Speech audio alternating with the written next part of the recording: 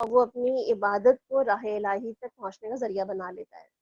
اور اسی طرح اگر اس سے تعلق ٹوٹ جائے، اگر اس سے کہیں سے تعلق منقطع ہو جائے اور ہمیں محسوس ہو کہ رب سے اب تعلق ٹوٹ گیا ہے، تو اس کے لیے فوری حل بھی ہمیں دیتا ہے اللہ سبحانہ تعالیٰ. وہ کیا دیتا ہے کہ توبہ کریں، استغفار کریں، سجدے میں سر رکھیں، آنسو بہائیں، تجدید وفا کریں اور دعا کریں کہ اے اللہ، مالک تو ہے، بندہ میں ہوں، اور بندے تو مجھ جیسے ہی ہوتے ہیں. تو پھر انشاءاللہ واپسی اللہ کی طرف ہی ہو جائے گی. تو یہاں سے ہم آج انشاءاللہ اللہ سبحانہ تعالیٰ کی پہچان کا سفر شروع کر رہے ہیں. تو آج دیکھتے ہیں کہ اللہ سبحانہ تعالیٰ ہمیں سورہ نمل کی ان آیات میں مزید اپنی کیا پہچان کروا رہے ہیں اور کس طرح اپنی معرفت کا ایک دروازہ ہمارے لیے کھول رہے ہیں. امن خلق السماوات والارض وانزل لكم من السماء ماء وانزل لكم من السماء ماء فانبتنا به حدائق ذات بهجة ما كان لكم ان تنبتوا شجرها اإله مع الله. بھلا وہ کون ہے جس نے آسمانوں اور زمین کو پیدا کیا اور تمہارے لیے آسمان سے پانی برسایا، پھر اس کے ذریعے سے وہ خوشنما باغ اگائے جن کے درختوں کا اگنا تمہارے بس میں نہ تھا. کیا اللہ کے ساتھ کوئی اور بھی الہ ہے؟ اب دیکھیں، اللہ کے ساتھ کوئی اور الہ ہو تو پھر ڈیفینیٹلی اللہ تعالیٰ نے پیچھے کئی دفعہ فرما دیا ایک ہو یا ایک سے دو ہوں یا دو سے زیادہ ہوں، یا اگر ہو بھی تو پھر کیا ہوگا، وہ سب کے سب آسمان کی طرف رخ کریں گے، وہ سب اپنی اپنی پاورز کے لیے جنگ کریں گے اور پھر ایک جنگ چھڑ جائے گی ان کے لیے. مگر جب ہمیں نظر آتا ہے کہ کائنات اتنی پرسکون ہے، اس میں کوئی جنگ و جدل نہیں ہے، کوئی پاور کی دوڑ نہیں ہے اس کے اندر، اس کا مطلب کیا ہے، یہ بالکل کلیئر سائن ہے یہ والا کہ اللہ سبحانہ تعالیٰ کیا بتا رہے ہیں. اس کا مطلب ہے کہ دیر از نو گاڈ، نو ادر، مطلب کوئی بھی ایسا الہ نام کی کوئی چیز اللہ سبحانہ تعالیٰ کی طرف نہیں جا رہی. اس کا مطلب ہے کہ he is the only one, he is the one. اس لیے ہمیں یہ خاموشی اور یہ سکون اور یہ ہم نے کائنات کی اتنی یونیفارمٹی، اس کو بالکل آپ ایسے ہی لے سکتے ہیں جیسے آپ اپنے گھر میں اگر اکیلی خاتون ہیں اور آپ کے گھر میں سارا کنٹرول آپ کے ہاتھ میں ہے، آپ کو پتہ ہے چیزیں کہاں رکھی ہیں، آپ نے کہاں سے اٹھانی ہے، آپ نے کہاں رکھنی ہے، کون سی چیز کہاں پائی جائے گی، کس چیز کو آپ نے ریپلیس کرنا ہے، کس چیز کو اب آپ نے جو ہے وہ دھلوانا ہے یا اٹھوانا ہے. مطلب ایک اکیلی خاتون اگر گھر میں ہو تو اس کو پتہ ہوتا ہے نا، سارے گھر کے کونے کونے کا پتہ ہوتا ہے اس میں کیا کیا کہاں کہاں کس کس طرح سے اس نے کیا ہے اور رکھا ہے. جب اس کے گھر میں پھر بہو آ جاتی ہے اور اس کے بعد پھر اس گھر میں ایک سے دوسرا شریک آ جاتا ہے، اور پھر جب وہ چاہتی ہے کہ میرا کمرہ اور یہ گھر جو ہے کچھ تبدیلیاں میں بھی کروں، کچھ چیزیں میں بھی اٹھاؤں، کچھ چیزیں میں بھی رکھوں. ایون اگر کچن دو لوگ شیئر کرتے ہیں تو آپ سوچیں کہ ایک چیزیں اٹھا کر کے بہت پراپرلی جہاں سے اٹھاتا ہے وہیں رکھتا ہے، اس کو عادت پڑی ہوئی اتنے سالوں کی، اور ایک شخص جو ہے وہ اٹھاتا ہے کہتا ہے کہیں بھی رکھ دو، اس سے کیا فرق پڑتا ہے. وہ اپنی نئی جگہ بنا رہا ہوتا ہے، وہ اپنی نئی طریقے سے سیٹ کر رہا ہوتا ہے. تو آپ دیکھیں کس قدر گھر میں ایک کیوس مچتا ہے، کس قدر گھر میں ایک جو ہے وہ جھگڑے اور لڑائی کی ابتدا ہوتی ہے. مگر آپ دیکھیں اس کا مطلب کیا ہوتا ہے کہ جب اللہ تعالیٰ اس کائنات میں ون اینڈ اونلی اکیلا ایک ہی ذات ہے تو کوئی جھگڑا، کوئی لڑائی، کوئی ایسی چیز نہیں ہے. اس نے جہاں جس چیز کو جیسے رکھنا چاہا ہے وہ چیز ایز اٹ از اسی جگہ پر اسی طرح سے موجود ہے، اس میں کوئی تبدیلی نہیں ہے. اور یہی سب سے بڑا سائن ہے اللہ سبحانہ تعالیٰ کے وننس آف گاڈ کا ہونے کا، کہ اللہ ایک ہے. اور یہاں پر ہم مسلسل دیکھیں گے ربوبیت کی اس کی بہت ساری جو ہے اللہ تعالیٰ اپنی خود کی جو ہے پہچان کروا رہے ہیں کہ آپ کو پتہ ہے نا خالق، مالک، مدبر، یہ ربوبیت کی ساری خصوصیات ہیں. تو یہاں پر ہمیں اب دیکھیں پیچھے ہم نے توحید الوہیت بھی پڑھا ہے، توحید عبادت بھی پڑھا ہے، مگر یہاں پر توحید ربوبیت کی بات ہو رہی ہے. تو یہ ربوبیت جو ہے وہ یہاں پر ہمیں ایکسپلین ہو رہا ہے. تو آج ہم یہاں اللہ سبحانہ تعالیٰ کی رب ہونے کی اور اس کی بلا شرکت غیر مالک ہونے کی اس کو دیکھتے ہیں. تو یہ اللہ تعالیٰ فرما کیا رہے ہیں، الہ مع اللہ، کیا اللہ کے سوا کوئی اور بھی ہے ان کاموں میں شریک؟ بلکہ یہ لوگ راہ راستے بالکل ہٹ کر ہی چل رہے ہیں. امن جعل الارض قرارا وجعل خلالها انہارا وجعل لها رواسي وجعل بين البحرين حاجزا الہ مع اللہ بل اکثرهم لا يعلمون. اور وہ کون ہے جس نے زمین کو جائے قرار بنایا، اس کے اندر دریا بہائے اور اس نے پہاڑوں کو رکھا اور پانی کے 2 ذخیروں کے درمیان پردے حائل کر دیے. کیا اللہ کے ساتھ کوئی اور بھی الہ ہے؟ نہیں، بلکہ ان میں سے اکثر لوگ نادان ہیں. یعنی کہ یہ تمام خصوصیات تو اللہ کی ہی ہیں اور اس کے علاوہ کوئی اور نہیں ہے جو یہ سب کچھ کر سکے. کون ہے جو بے قرار کی دعا سنتا ہے جب وہ اسے پکارے؟ کون اس کی تکلیف کو دور کرتا ہے؟ اور کون تمہیں زمین کا خلیفہ بناتا ہے؟ کیا اللہ کے سوا کوئی اور بھی الہ ہے؟ نہیں، کوئی بھی الہ نہیں ہے. تو اس کا مطلب کیا ہوا کہ کون تکلیف دور کرتا ہے؟ کون جو ہے وہ بے قرار کی دعا سنتا ہے؟ چاہے وہ روحانی بے قراری ہو، چاہے وہ جسمانی بیماری ہو، چاہے وہ جذباتی کوئی پریشانی ہو، اللہ سبحانہ تعالیٰ ہر بے قرار کی دعا سنتا ہے.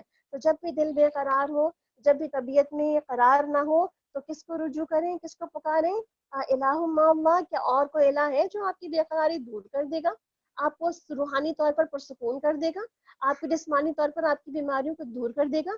کوئی اور نہیں، وہ صرف اللہ کی ذات ہے. اور تم لوگ کم ہی سوچتے ہو، یعنی کہ ہم بہت کم سوچتے ہیں اللہ سبحانہ تعالیٰ کی اس خصوصیت کے بارے میں کہ وہ ایسا کر سکتا ہے. ہمیں عموماً ایسے موقع پر ڈاکٹر سوچتے ہیں، حکیم سوچتے ہیں، کچھ نہیں تو کسی نہ کسی ہم لائف کوچ کے پاس جانا چاہتے ہیں.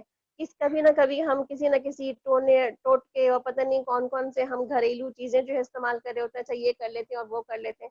اگر سب سے پہلے اللہ کی طرف جائیں، جیسے پیچھے ہم نے ابراہیم علیہ السلام کے بارے میں پڑھا، وَإِذَا مَرِضْتُ فَهُوَ يَشْفِينِ، ان کو یقین تھا کہ مرض تو وہی دیتا ہے، شفا بھی وہی دے گا. تو سب سے پہلا کہتے ہیں نا کہ آپ نے سب سے پہلے کس سے رجوع کیا، آپ نے سب سے پہلے کس سے مانگا، آپ نے سب سے پہلے کس کے آگے اپنا سوال رکھا؟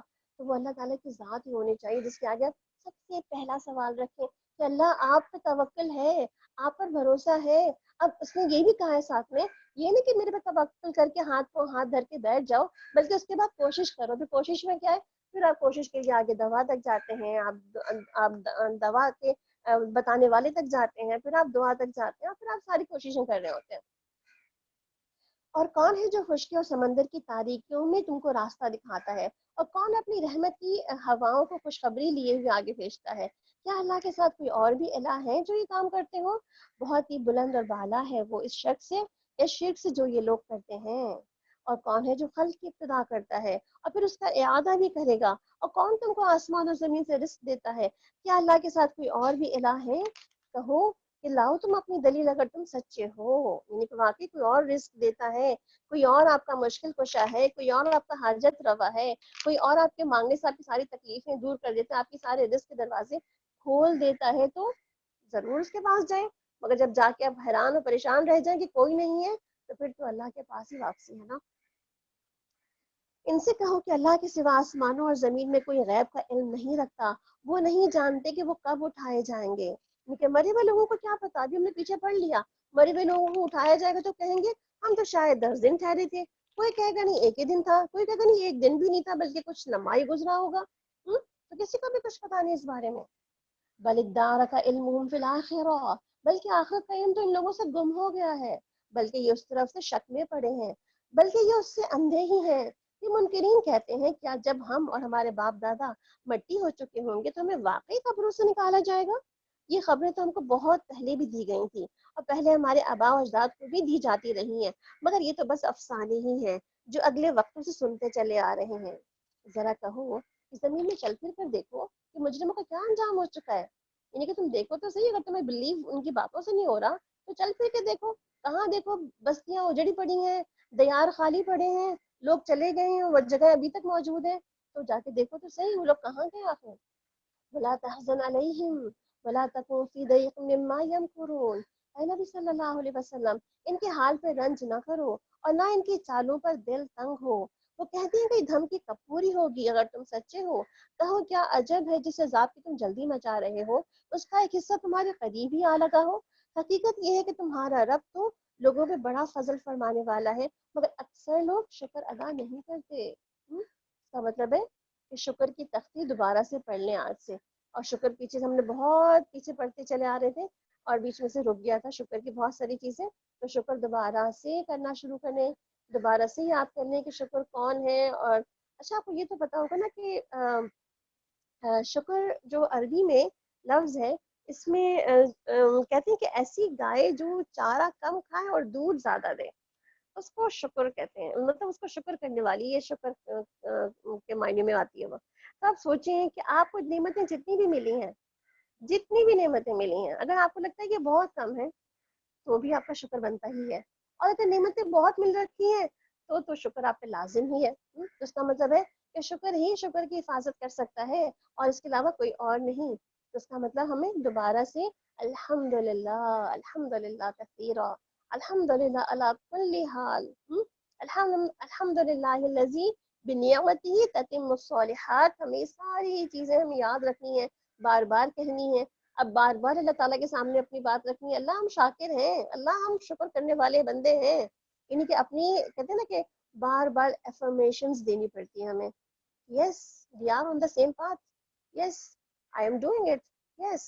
تو یہ اپنے آپ کو خود جو سیلف ریمائنڈر ہوتا ہے نا، ایسے ہی ہمیں اللہ تعالیٰ کے سامنے بھی اپنے بار بار شکر رکھنا پڑتا ہے. جی اللہ تعالیٰ میں شکر گزار ہوں، جی اللہ تعالیٰ میں نے بہت سی نعمتوں کو بہت انجوائے کیا ہے اور میں اس کی بہت شکر گزار ہوں کہ آپ نے، میں ڈیزرو نہیں کرتی تھی اور آپ نے پھر بھی مجھے دے دیا.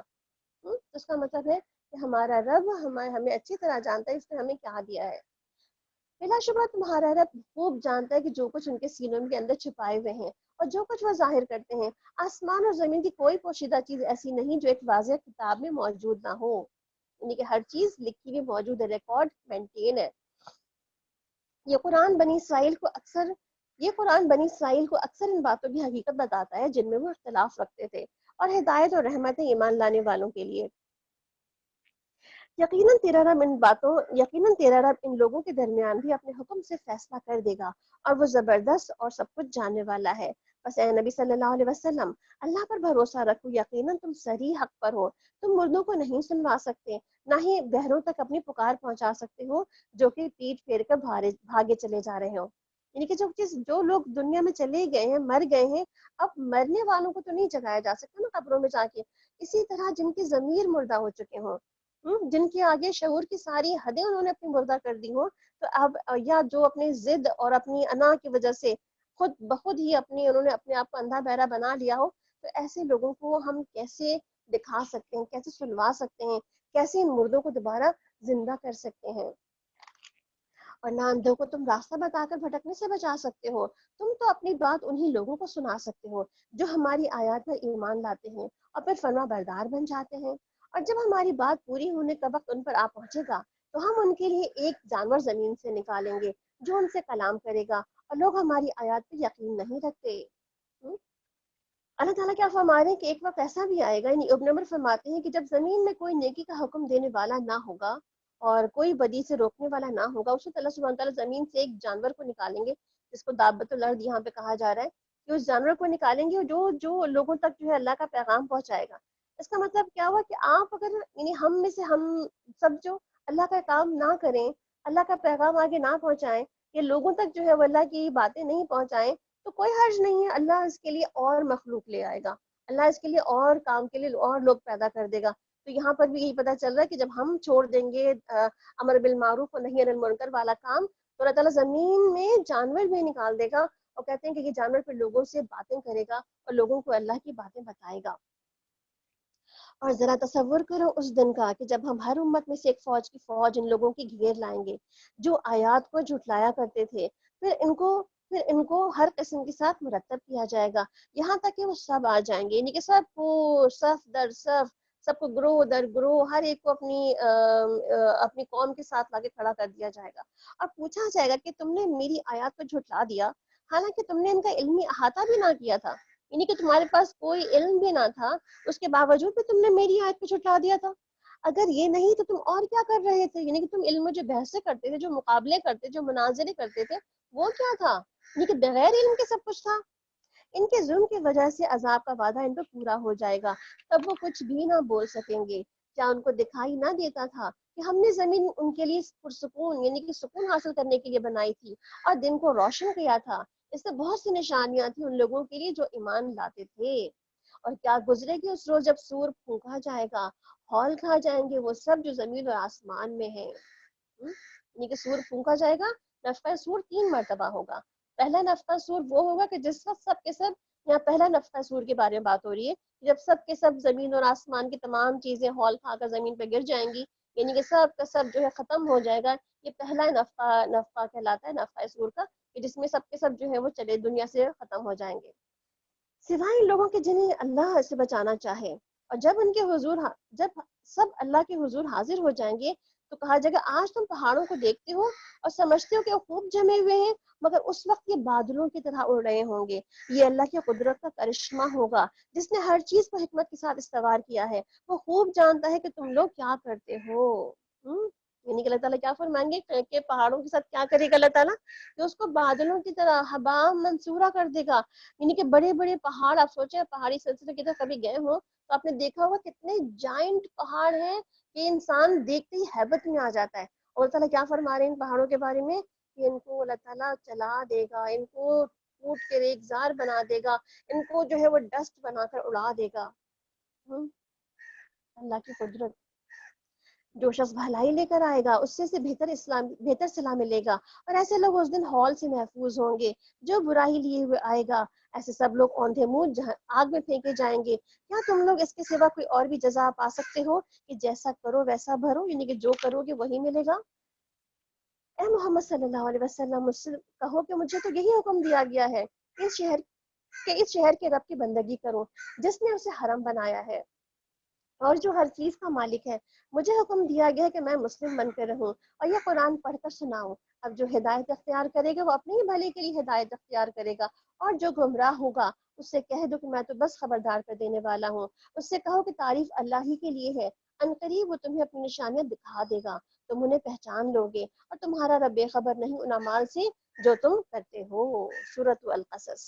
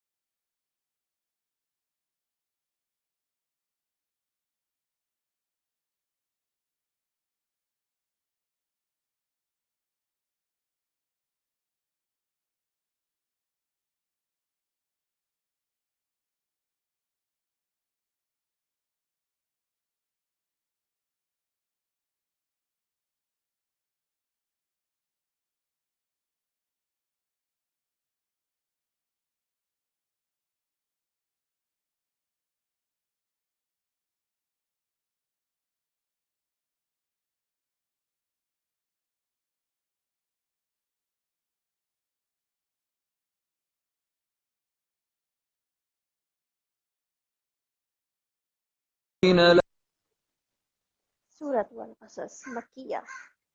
بسم اللہ الرحمن الرحیم. طاسین تلک آیات الکتاب المبین نتلو علیک من نبأ موسیٰ وفرعون بالحق لقوم یؤمنون. سورۃ القصص. سورۃ القصص کی تھوڑی سی ابتدا کی ہم اس کی دیکھ لیتے ہیں. القصص جیسے آپ کو نام سے اندازہ ہو رہا ہے کہ یہ بہترین قصوں میں سے ایک قصہ ہے. جیسے پیچھے بھی ہم نے سورہ یوسف بھی پڑھا, احسن القصص تھا وہ بہترین قصہ. یہ بھی ایک بہترین قصہ ہے جس میں آپ دیکھیں نا ایک پرفیکٹ سٹوری ہوتی ہے, اور ایک پرفیکٹ سٹوری کی نا کچھ لائننگز ہوتی ہیں, یعنی کہ وہ کس طرح ایک سٹوری جو ہے پرفیکٹ بنتی ہے. اور آپ دیکھیں سٹوری میتھڈ جو ہے وہ آج کل لیٹسٹ کہتے ہیں نا میتھڈالوجیز میں سے یوز ہوتا ہے. کہ اللہ سبحانہ تعالیٰ اپنی سٹوری کے ذریعے بہت ساری چیزیں سکھا رہے ہوتے ہیں، بہت سی لرننگز جو ہے وہ دے رہے ہوتے ہیں. تو آج آپ دیکھیں پوری دنیا بچوں کو اسٹوری سنا رہی ہوتی ہے. ہم خود بڑے ہو کے تمام ٹی وی کے آگے بیٹھ کے اسٹوریز ہی تو سن رہے ہوتے ہیں، کبھی کسی کی کبھی کسی کی کبھی کسی کی. تو یہ اسٹوری، اور دیکھیں سارے جو سوشل میڈیا پہ ہم آج کل یوٹیوب چینلز پہ لگے ہوتے ہیں، اس میں بھی کیا اسٹوریز ہی تو چل رہی ہوتی ہیں. کبھی کوئی کسی کی اسٹوری سنا رہا ہوتا ہے، کبھی کوئی کسی کی اسٹوری سنا رہا ہوتا ہے، اور ہر ایک اپنی اپنی اسٹوری سنا سنا کے اپنی دکان جو ہے چمکاتا رہتا ہے. تو آپ دیکھیں کہ اللہ سبحانہ تعالیٰ بھی قرآن کا جو میتھڈ ہے، جہاں پر کہانیاں، جہاں پر جو ہے وہ واقعات آتے ہیں، تو جہاں واقعات آتے ہیں وہ تو واقعات ہیں اپنی جگہ پر، مگر جہاں اسٹوری آتی ہے تو وہ اسٹوری اپنے پورے کانٹینٹس کے ساتھ کمپلیٹ اسٹوری ہوتی ہے. جیسے کہ اب اس اسٹوری کے اندر جو اسٹوری میتھڈ آف لرننگ ہے، اس میں ایچ اینڈ ایوری ڈیٹیلز جو ہے اس کے اندر اسٹوری کی موجود ہے. پلس اس میں سارے کریکٹرز جو ہیں وہ بہت امپورٹنٹ کریکٹرز ہیں. انشاءاللہ ہم ابھی دیکھتے چلے جائیں گے سارے کریکٹر کو. پھر تیسری بات یہ کہ آپ دیکھیں سب سے زیادہ کون سی کہانیاں آپ کو اچھی لگتی ہیں جو کہ سچی کہانیاں ہوں. جیسے آپ دیکھتے ہیں نا فلاں ڈرامہ تو سچی کہانی پر بیسڈ ہے، تو آپ کہتے ہیں شوق سے سنتے ہیں ہاں بھائی تو ریئل اسٹوری ہے. یعنی کہ ریئل اسٹوری میں ہم زیادہ سے زیادہ سننا چاہتے ہیں، زیادہ دیکھنا چاہتے ہیں اس کو. تو یہ ریئل اسٹوری ہے. پھر پلس آپ دیکھیں out come of the story کیا ہے، اس کے اندر کیا آؤٹ کم نکل رہا ہے، انشاءاللہ اس کو ہم ابھی دیکھتے چلے جائیں گے. پھر اس میں میل کریکٹرز، لیڈنگ کریکٹرز کون ہے، پھر مین جو ہے وہ as a evil leading character کون ہے. اسی کے ساتھ آپ دیکھیں پھر اس میں فیمیل کریکٹرز کتنے ہیں، اور فیمیل کریکٹر میں کتنے جو ہے وہ سپورٹنگ کریکٹرز ہیں یہاں پر، اور کتنے جو ہے پاورفل کریکٹرز ہیں یہاں پر. پھر آپ دیکھیں پھر اسٹوری کا اینڈ ہوتا ہے کہ اسٹوری کی اینڈنگ جو ہے وہ ہیپی ہے یا سیڈ ہے. تو آپ دیکھیں کہ پورا کانٹینٹ لیے ہوئے یہ اسٹوری موجود ہے یہاں پر. اور اب ہم اس کو دیکھتے ہیں، اللہ سبحانہ تعالیٰ ہمیں اس طریقے پڑھانے پر یا اس طریقہ سے سمجھانے پر اس قرآن کے اندر سورہ قصص کے اندر حضرت موسیٰ علیہ السلام کی اسٹوری کو ایک جگہ پر کمپلیٹلی بیان کر رہے ہیں. تو اب ہم دیکھتے ہیں کہ اس سے ہم کیا کیا سیکھ سکتے ہیں، کیا لرننگز ہیں ہمارے لیے اس اسٹوری کے اندر. کیونکہ ہر دفعہ اسٹوری آتی ہے تو ہمیں ہر دفعہ نیو لرننگ اسٹریٹجی یوز کرنی چاہیے اس کو سمجھنے کے لیے. توسیم یہ کتاب مبین کی آیات ہیں، ہم موسیٰ علیہ السلام اور فرعون کا کچھ حال تمہیں ٹھیک بتاتے ہیں ایسے لوگوں کے فائدے کے لیے جو ایمان لے آئیں. واقعہ یہ ہے کہ فرعون زمین میں سرکشی کر رہا تھا اور اس نے باشندوں کو گروہوں میں تقسیم کر دیا تھا، اور ان میں سے ایک گروہ کو ذلیل کرتا، ان کے لڑکوں کو قتل کر دیتا اور لڑکیوں کو جیتا رہنے دیتا. یعنی کہ انتہائی مفسد لوگوں میں سے وہ تھا.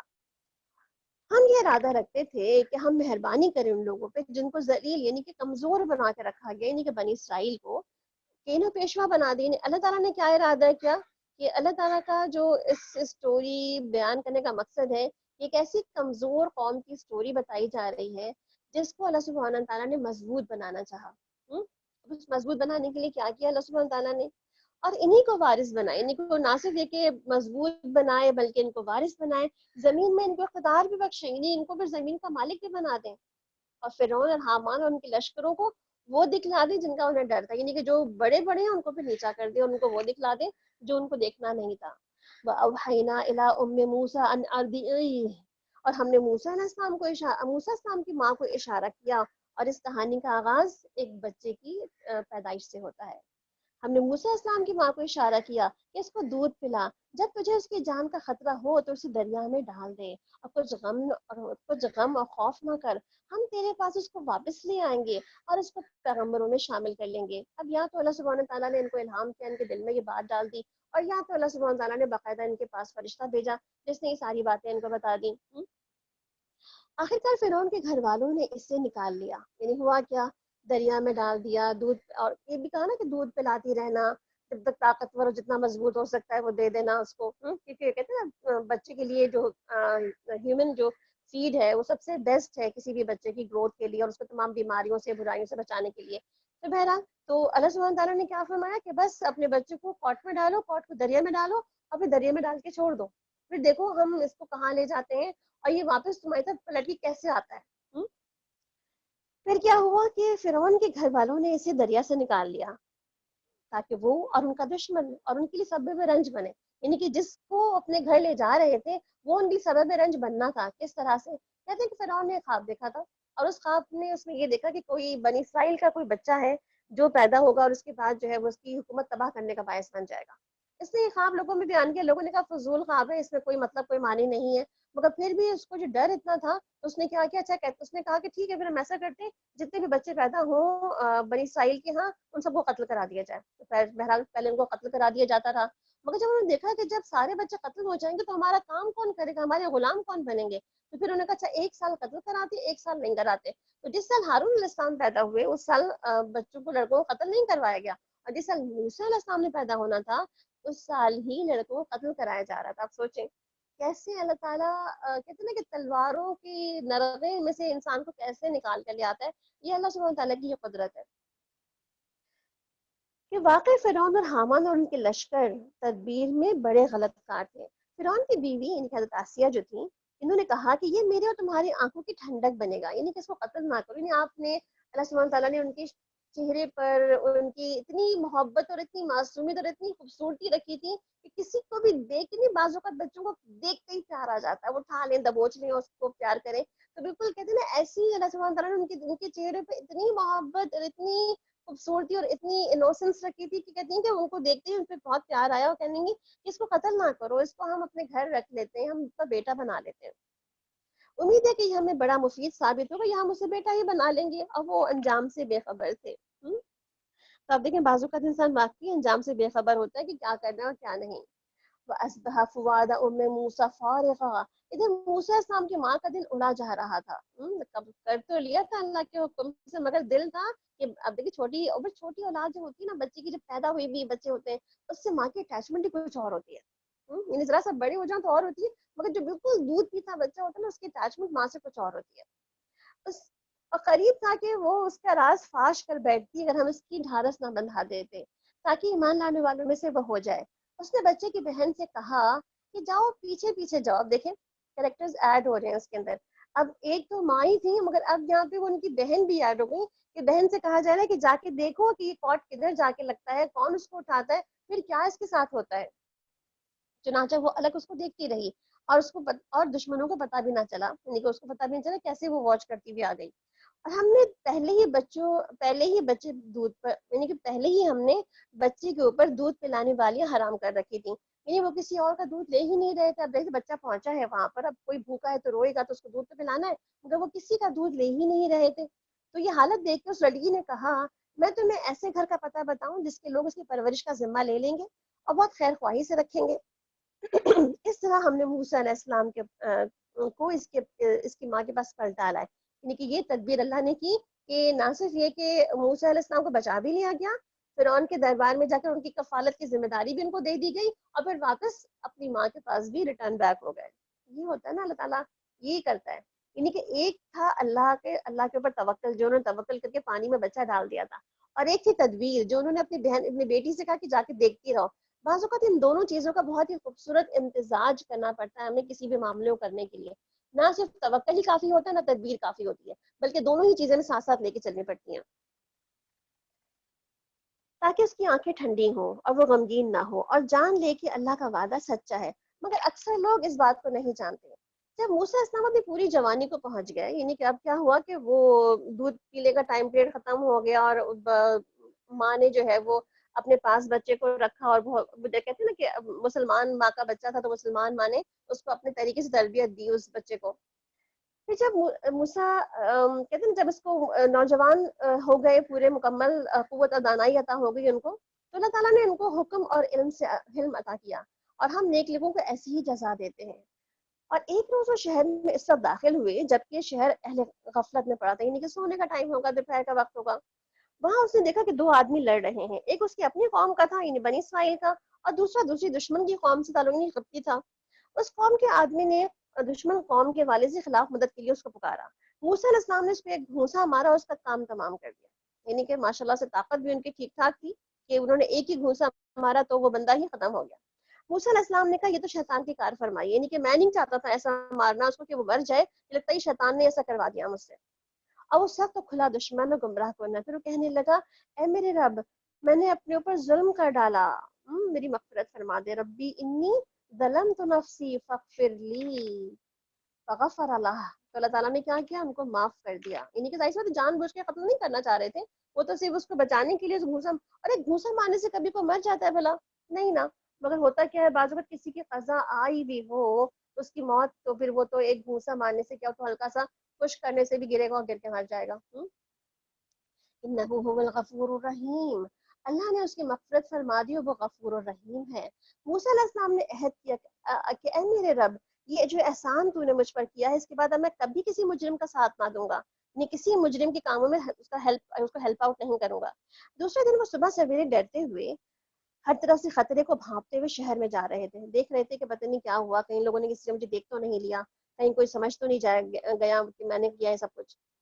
یکایک دیکھتے ہیں کہ وہی شخص جس نے کل اسے مدد کے لیے پکارا تھا آج پھر اسے پکار رہا ہے، یعنی کیا وہ کوئی سازشی قسم کا آدمی تھا جو ہر ایک سے لڑنے کو تیار ہو جایا کرتا تھا۔ موسیٰ علیہ السلام نے کہا کہ تم تو بہت ہی بہکے ہوئے آدمی ہو، یعنی کل بھی تم لڑ رہے تھے، تم آج بھی لڑ رہے ہو۔ پھر جب موسیٰ علیہ السلام نے ارادہ کیا کہ دشمن قوم کے آدمی پر حملہ کرنے کو، پھر اس کے بعد مدد کرنے کے لیے پھر پہنچ ہی گئے، تو وہ شخص پکار اٹھا کہ اے موسیٰ، کیا تو نے مجھے اسی طرح قتل کرنے والا جس طرح کل ایک شخص کو قتل کر چکے، نہیں کہ تم نے کل بھی ایسی کسی کو قتل کر دیا تھا، آج بھی تم کرنے والے ہو؟ تم اس ملک میں جبار بن کے رہنا چاہتے ہو، اصلاح کرنا نہیں چاہتے؟ اس کے بعد ایک آدمی شہر کے دوسرے سرے سے دوڑتا ہوا، یعنی کہ پھر یہ خبر جو ہے وہ ٹاک آف دا ٹاؤن بن گئی، سب کو پہنچ گئی، دربار تک بھی پہنچ گئی کہ موسیٰ علیہ السلام نے اگلے روز جو کسی قبطی کا قتل ہوا تھا وہ موسیٰ علیہ السلام نے کیا تھا۔ بہرحال تو شخص جو دوڑتا ہوا آ رہا تھا اس نے کہا کہ اے موسیٰ، سرداروں میں تیرے قتل کے مشورے ہو رہے ہیں، یہاں سے نکل جا، میں تیرا خیر خواہ ہوں۔ یہ خبر سنتے ہی موسیٰ علیہ السلام ڈرتے اور سہمتے نکل کھڑے ہوئے اور اس نے دعا کی، اے میرے رب مجھے ظالموں سے بچا۔ ان کے بازو کا دیکھیں کہاں کہاں سے نکلے، کہاں سے کیسے اللہ تعالیٰ نے بچایا اور کس طرح جا کر کے جو ہے دشمنوں کے پھر خطرے میں پڑ گئے۔ تو آپ دیکھیں رب نجنی من القوم الظالمین، ایسی دعا ہے کہ آپ کبھی کسی ایسے موقع پر دشمنوں کے ساتھ پھنس جائیں یا کسی دشمنی کا خطرہ ہو تو بھی آپ یہ دعا آپ بھی پڑھ سکتے ہیں جیسے موسیٰ علیہ السلام نے کی ہے۔ مصر سے نکل کے جب موسیٰ علیہ السلام نے مدین کا رخ کیا تو اس نے کہا کہ امید ہے کہ میرا رب مجھے ٹھیک راستے پہ ڈال دے گا، یعنی کہ وہ مجھے صحیح راستہ بتا دے گا، یعنی راستہ تو مجھے علم میں نہیں ہے، مجھے نہیں پتا مجھے کدھر سے جانا ہے، مجھے کہاں جانا ہے، کوئی روٹ فائنڈر تو اس وقت تھا ہی نہیں ہمارے جیسا کہ ہم جو ہے نیویگیشن آن کر لیتے اور چلے جاتے، وہ تو نکلے اور پھر جہاں منہ کیا چلے گئے، مگر اللہ تعالیٰ سے انہوں نے دعا کی، جیسے کہتے ہیں نا ہم بعض اوقات کہیں پھنس جاتے ہیں، اللہ تعالیٰ کوئی سڑکیں گلیاں سمجھ نہیں آ رہی ہوتی، پھر دعا کرتے ہیں نا، کسی کے گھر جا رہے ہو ڈھونڈ رہے ہو نہیں مل رہا ہو تو پھر کیا کہتے ہیں، اللہ تو یہ راستہ دکھا دے، وہ گلی دکھا دے، وہ کوئی نشانی دکھا دے جس میں ہم جا کے پہنچ جائیں۔ تو یہ بھی بہت اچھی دعا ہے کہ ربی یہدینی سواء السبیل، کہ اللہ تو مجھے راستہ دکھا دے، کبھی کسی راستے میں بھٹک جائے، کہیں کسی کا گھر نہ مل رہا ہو تو آپ یہ دعا بھی کر سکتے ہیں، اور ساتھ میں اہدنا الصراط المستقیم بھی آپ کہہ سکتے ہیں کہ اللہ مجھے سیدھا راستہ دکھا دے، مجھے سمجھ نہیں آ رہی کہ مجھے جانا کدھر ہے، میں لاسٹ ہو گئی ہوں۔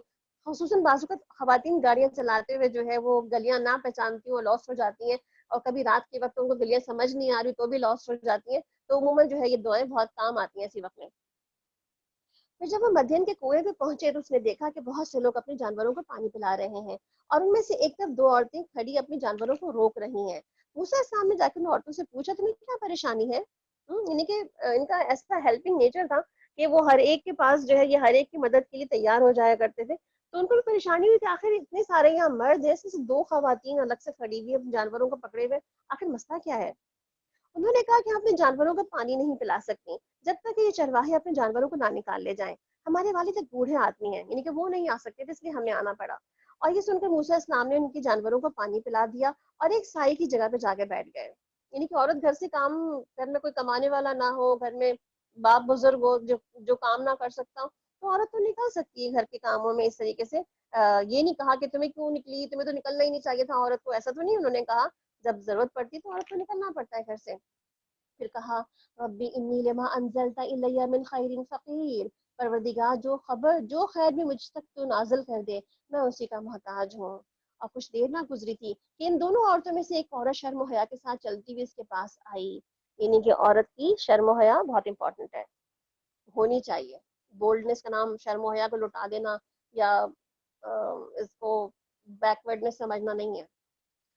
اور کہنے لگی کہ میری والد آپ کو بلا رہے ہیں تاکہ آپ نے جو ہمارے لیے جانوروں کو پانی پلایا تھا اس کا آپ کو اجرت دے دیں گے، آپ نے جو ہمارے لیے کام کیا تو ہمیں آپ کو اجرت دے دی جائے۔ موسیٰ السلام جب اس کے پاس پہنچے اور سارا قصہ اپنا کہہ سنایا تو انہوں نے کہا کہ خوف نہ کرو، اب تم ظالم لوگوں سے بچ چکے ہو، یعنی کہ تم اب بچ کے نکل آئے ہو، سو ڈونٹ وری۔ ان دونوں عورتوں میں سے ایک نے اپنے باپ سے کہا کہ ابا جان اس شخص کو نوکر رکھ لیجیے، یعنی کہ اب ہمیں کام کے لیے کوئی بندہ تو چاہیے ہی، ہم اکیلے جا کے نہیں کر پاتی ہیں کام، تو تو آپ کسی اس کو نوکر ہی رکھ لیں. بہترین آدمی, نہیں اس کو اندازہ بھی ہوگا کہ اس کا کوئی گھر بار نہیں ہے, کہیں دور سے لٹا پٹا آیا ہے, اس کے پاس تو رہنے کی جگہ بھی نہیں ہوگی, تو وائی ناٹ کہ اس کو ہم اپنے کام کا بندہ ہم ہی بنا لیں. بہترین آدمی جس کو آپ ملازم رکھیں وہی ہو سکتا ہے جو مضبوط بھی ہو اور امانت دار بھی ہو. اور آپ دیکھیں اس لڑکی نے صرف ایک ملاقات میں اس کی مضبوطی اور امانت داری کیسے بھانپ لی. وہ اس طرح سے کہ جیسے جب انہوں نے پانی پلانے کے لیے پتھر اٹھایا تو کہتی ہیں بہت بھاری پتھر تھا, ایک بندہ نہیں اٹھا سکتا تھا اس کو, تو انہوں نے ایک بندے نے اکیلے نے اس پتھر کو اٹھا لیا. اور کہتی ہیں کہ بہت ہی طاقت کی علامت تھی, تو قوی بھی تھے یہ. اور امانت دار یہ کہ انہوں نے کسی کے ساتھ نہ بکری چھینی اس کی, نہ ان کے ساتھ بدتمیزی کی, یعنی کہ انہوں نے اپنے امانت کا خیال رکھا. لیکن اب دیکھیں خواتین فہم و فراست رکھتی ہیں تو اچھا مشورہ دے سکتی ہیں اپنے والدین کو, پیرنٹس کو بھی, اپنے معاملے میں بھی یا کوئی اچھے مشورے میں شامل ہو سکتی ہیں. پھر اس کے باپ نے کہا اب ظاہر سی بات ہے باپ کیا نوکر رکھ لیجیے, تو گھر پہ رکھنے کے لیے کسی شخص کو کوئی نہ کوئی آپ دیکھیں ایسا تو کسی آپ غیر کو کسی بندے کو گھر میں نہیں رکھ سکتے نا, تو کچھ نہ کچھ تو کرنا پڑتا. تو انہوں نے کہا کہ میں چاہتا ہوں کہ اپنی ان 2 بیٹیوں میں سے ایک کا نکاح تمہارے ساتھ کر دو, بشرطے کہ تم 8 سال تک میرے ہاں ملازمت کرو, اور اگر 10 سال پورے کر دو یہ تمہاری مرضی ہے. یعنی کہ اب کیا تھا کہ ان کو گھر بھی مل گیا, نوکری بھی مل گئی, اور بیوی بھی مل گئی. ایک دعا مانگی تھی نا, ربی انی لما انزلت الی من خیر فقیر, تو بہرحال یہ دعا بہت کارآمد ہے. تو یہاں پہ کیا پتہ چلتا ہے ہمیں کہ ان کے والد بہت ہی عقل مند آدمی تھے, ایسی کسی کو نوکر نہیں رکھ سکتے, مطلب ایک غیر محرم انسان کو گھر میں رکھنے کے لیے کوئی نہ کوئی اس کو رشتہ دینا پڑتا ہے. میں تم پہ سختی کرنا نہیں چاہتا. اور یہاں پہ جنہوں نے مدتیں طے کی نا 8 سال تک ملازمت کرنا, ان کے پاس لینے کے لیے تو کچھ تھا ہی نہیں, تو وہ کیا مہر دیا کرتے, کچھ بھی دیتے, تو ان کی مدت ملازمت ہی ان کے لیے مہر ٹھہر گئی. تم انشاءاللہ مجھے نیک آدمی پاؤ گے. موسیٰ علیہ السلام نے جواب دی, یہ بات میرے اور آپ کے درمیان طے ہو گئی ہے. ان دونوں مدتوں میں سے جو بھی میں پوری کر دوں اس کے بعد کوئی زیادتی مجھ پر نہیں ہوگی, اور جو کچھ قول و قرار ہم کر رہے ہیں اس پر اللہ ہمارا نگہبان ہے. جب موسیٰ علیہ السلام نے مدت پوری کر دی, یعنی کہ پورے 8-10 سال پورے کر دیے انہوں نے, پھر اپنے اہل و عیال کو لے کر وہ چلے, تو طور کی جانب اس کو ایک آگ نظر آئی. اس نے اپنے گھر والوں سے کہا کہ ٹھہرو, میں نے ایک آگ دیکھی ہے, شاید کہ میں وہاں سے تمہارے لیے کوئی انگارہ نکال لاؤں, یعنی کوئی خبر لے کر آ جاؤں, کوئی میسج تمہارے لیے, کوئی کام کی چیز تمہارے لیے لے کر آ سکوں میں وہاں سے. تو اب دیکھیے یہ جو بات ہے نا کہ انہوں نے گھر سے نکلے اور اس کے بعد جو ہے وہ باہر کی ذمہ داری, تو دیکھیں مرد ہی ذمہ دار ہوتا ہے جب باہر نکلتا ہے تو اپنی فیملی کے ساتھ, کہ اس کو کھانا کدھر ہے, کھلانا کدھر ہے, ان کو لے کے چلنا کدھر ہے, کوئی ضرورت اگر ہو گئی ہے تو پوری کرنے, کوئی ایمرجنسی ہے تو پھر اس کے بعد کیا کرنا ہے, تو مرد ہی ذمہ دار ہے. اور جیسے آج کل ہمارے یہاں کیا چلتا ہے, ہم تو کیا کہتے ہیں کہ بیوی سے ہی کہا جاتا ہے, ہمارے شوہر کہتے ہیں جاؤ تم گاڑی چلانی تو تمہیں آتی ہے نا, تم جاؤ جا کے لے آؤ سامان, گروسری نہیں ہے, اچھا گھر میں کچھ ختم ہو گیا تم جاؤ جا کے لے آؤ. ہم تو عموماً خواتین کو ہی کہہ دیتے ہیں جاؤ جا کے لے آؤ, اور یہ وہ موسیٰ علیہ السلام کی وہ نہیں تھے جن کا بیوی سے کہا تم جاؤ جا کے خود ہی جا کے دیکھو کہیں پہ آگ لگنی بھی نظر آ رہی ہے مجھے, تو کچھ لے کے آنا وہاں سے میرے لیے. نہیں, مرد قوام اسی لیے ہے کہ وہ ذمہ دار ہے, وہ مینیجر ہے. اور اس آگ سے کوئی انگارہ ہی اٹھا لاؤں تم سے جسے تم تاپ سکو. وہاں پہنچے تو وادی کے داہنے کنارے پر مبارک خطے میں ایک درخت سے پکارے گئے, اے موسیٰ میں ہی اللہ ہوں, تمام جہان والوں کا مالک. اور حکم دیا گیا کہ پھینک تو اپنا عصا. جو ہی موسیٰ صاحب نے دیکھا کہ وہ سانپ کی طرح بل کھا رہی ہے تو وہ پیٹ پھیر کر بھاگے اور اس نے مڑ کر بھی نہ دیکھا. ارشاد ہوا کہ موسیٰ پلٹ آؤ, خوف نہ کرو, تم بالکل محفوظ ہو. اپنا ہاتھ گریبان میں ڈال کر نکالو, چمکتا ہوا نکلے گا بغیر کسی تکلیف کے.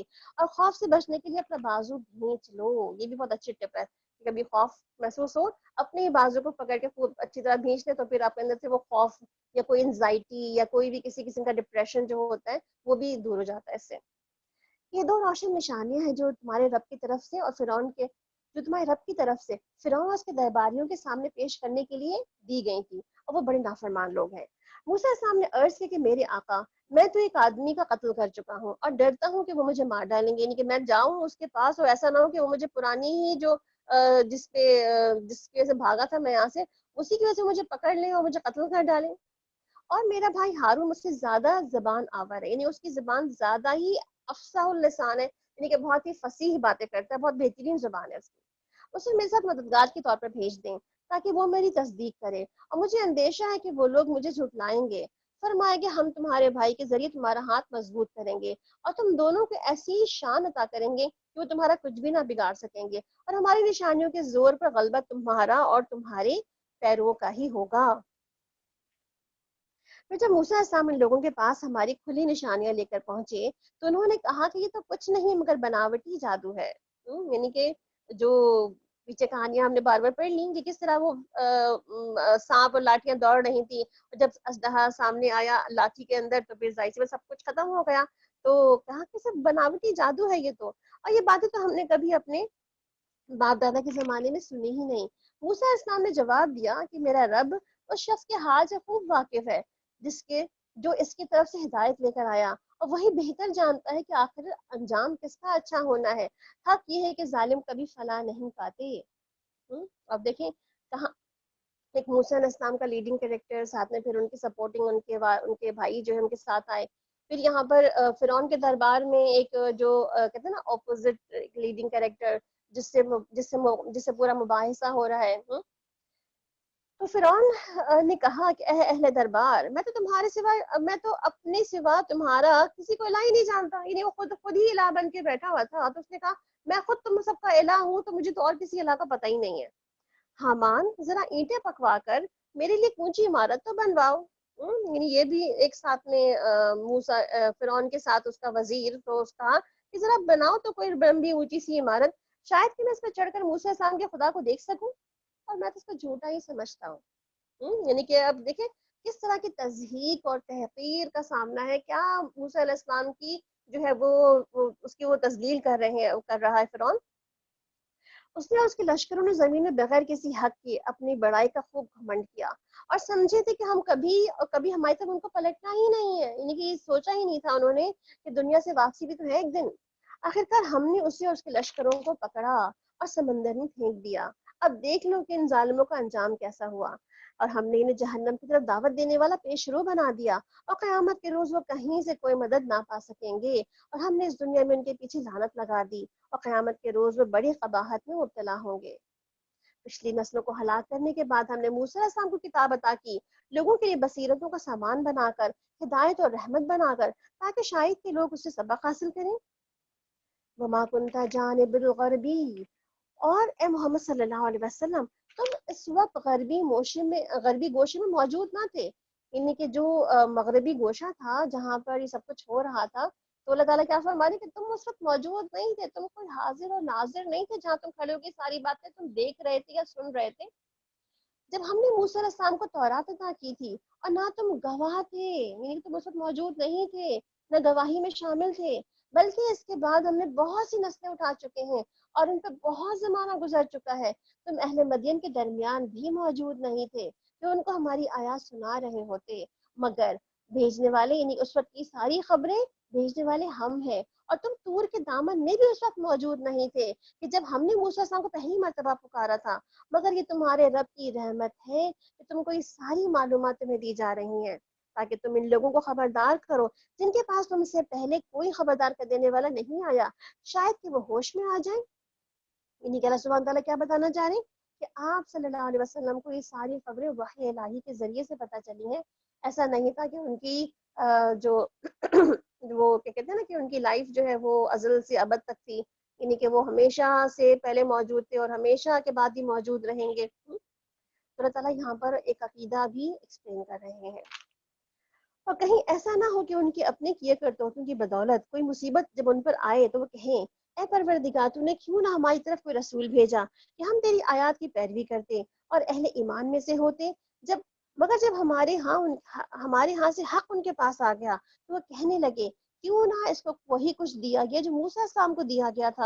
یعنی ان کو بھی ڈھیروں معجزات ملے تھے، ان کو بھی کچھ مل جاتے. کیا یہ لوگ اس بات کا انکار نہیں کر چکے جو اس سے پہلے موسیٰ السلام کو دیا گیا تھا؟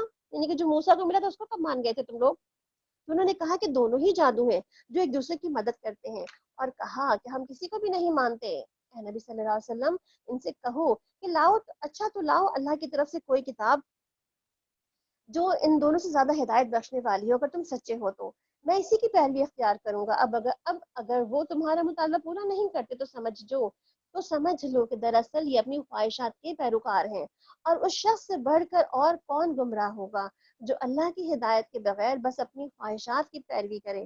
اللہ ایسے ظالموں کو ہرگز ہدایت نہیں بخشتا.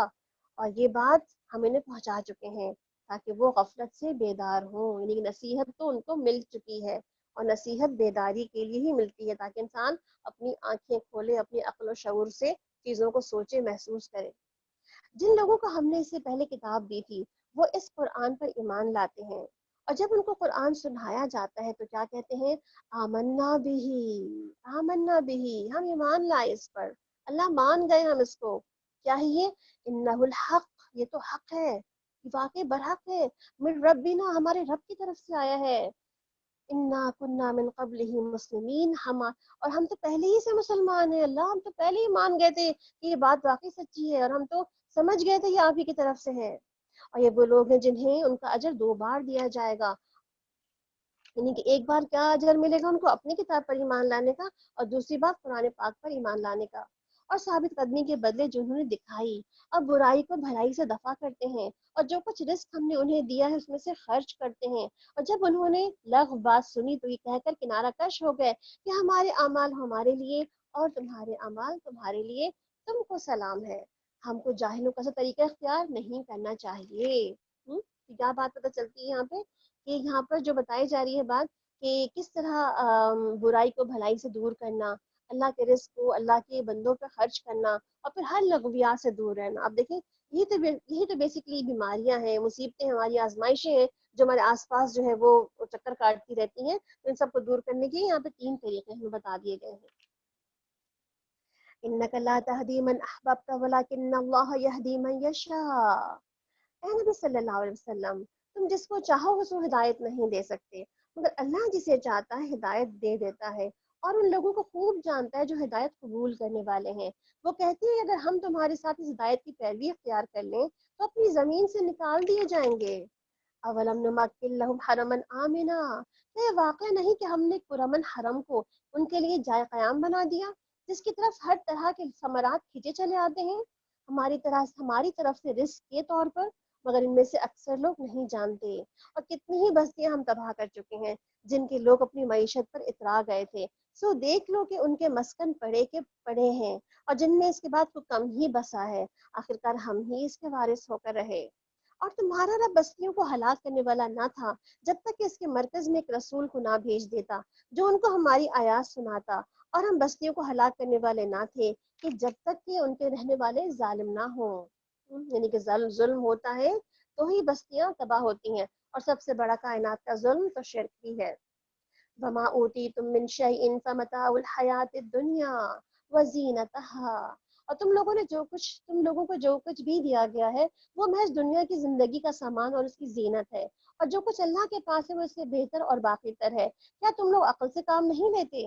بھلا وہ شخص جس سے ہم نے اچھا وعدہ کیا ہو اور اسے وہ پانے والا ہو، کبھی اس شخص کی طرح ہو سکتا ہے جسے ہم نے صرف حیات زندگی کا سر و سامان دے رکھا ہو، پھر وہ قیامت کے روز سزا کے طور پر پیش کیا جانے والا ہو؟ اور بھول نہ جائیں وہ لوگ اس دن کے جب ان کو پکارے گا اور پوچھے گا کہ کہاں ہے میرے وہ شریک جن کو تم گمان رکھتے تھے، یعنی کہ جن پہ کیا گمان رکھتے تھے کہ یہ ہمیں چھڑا لیں گے، ہمیں بچا لیں گے۔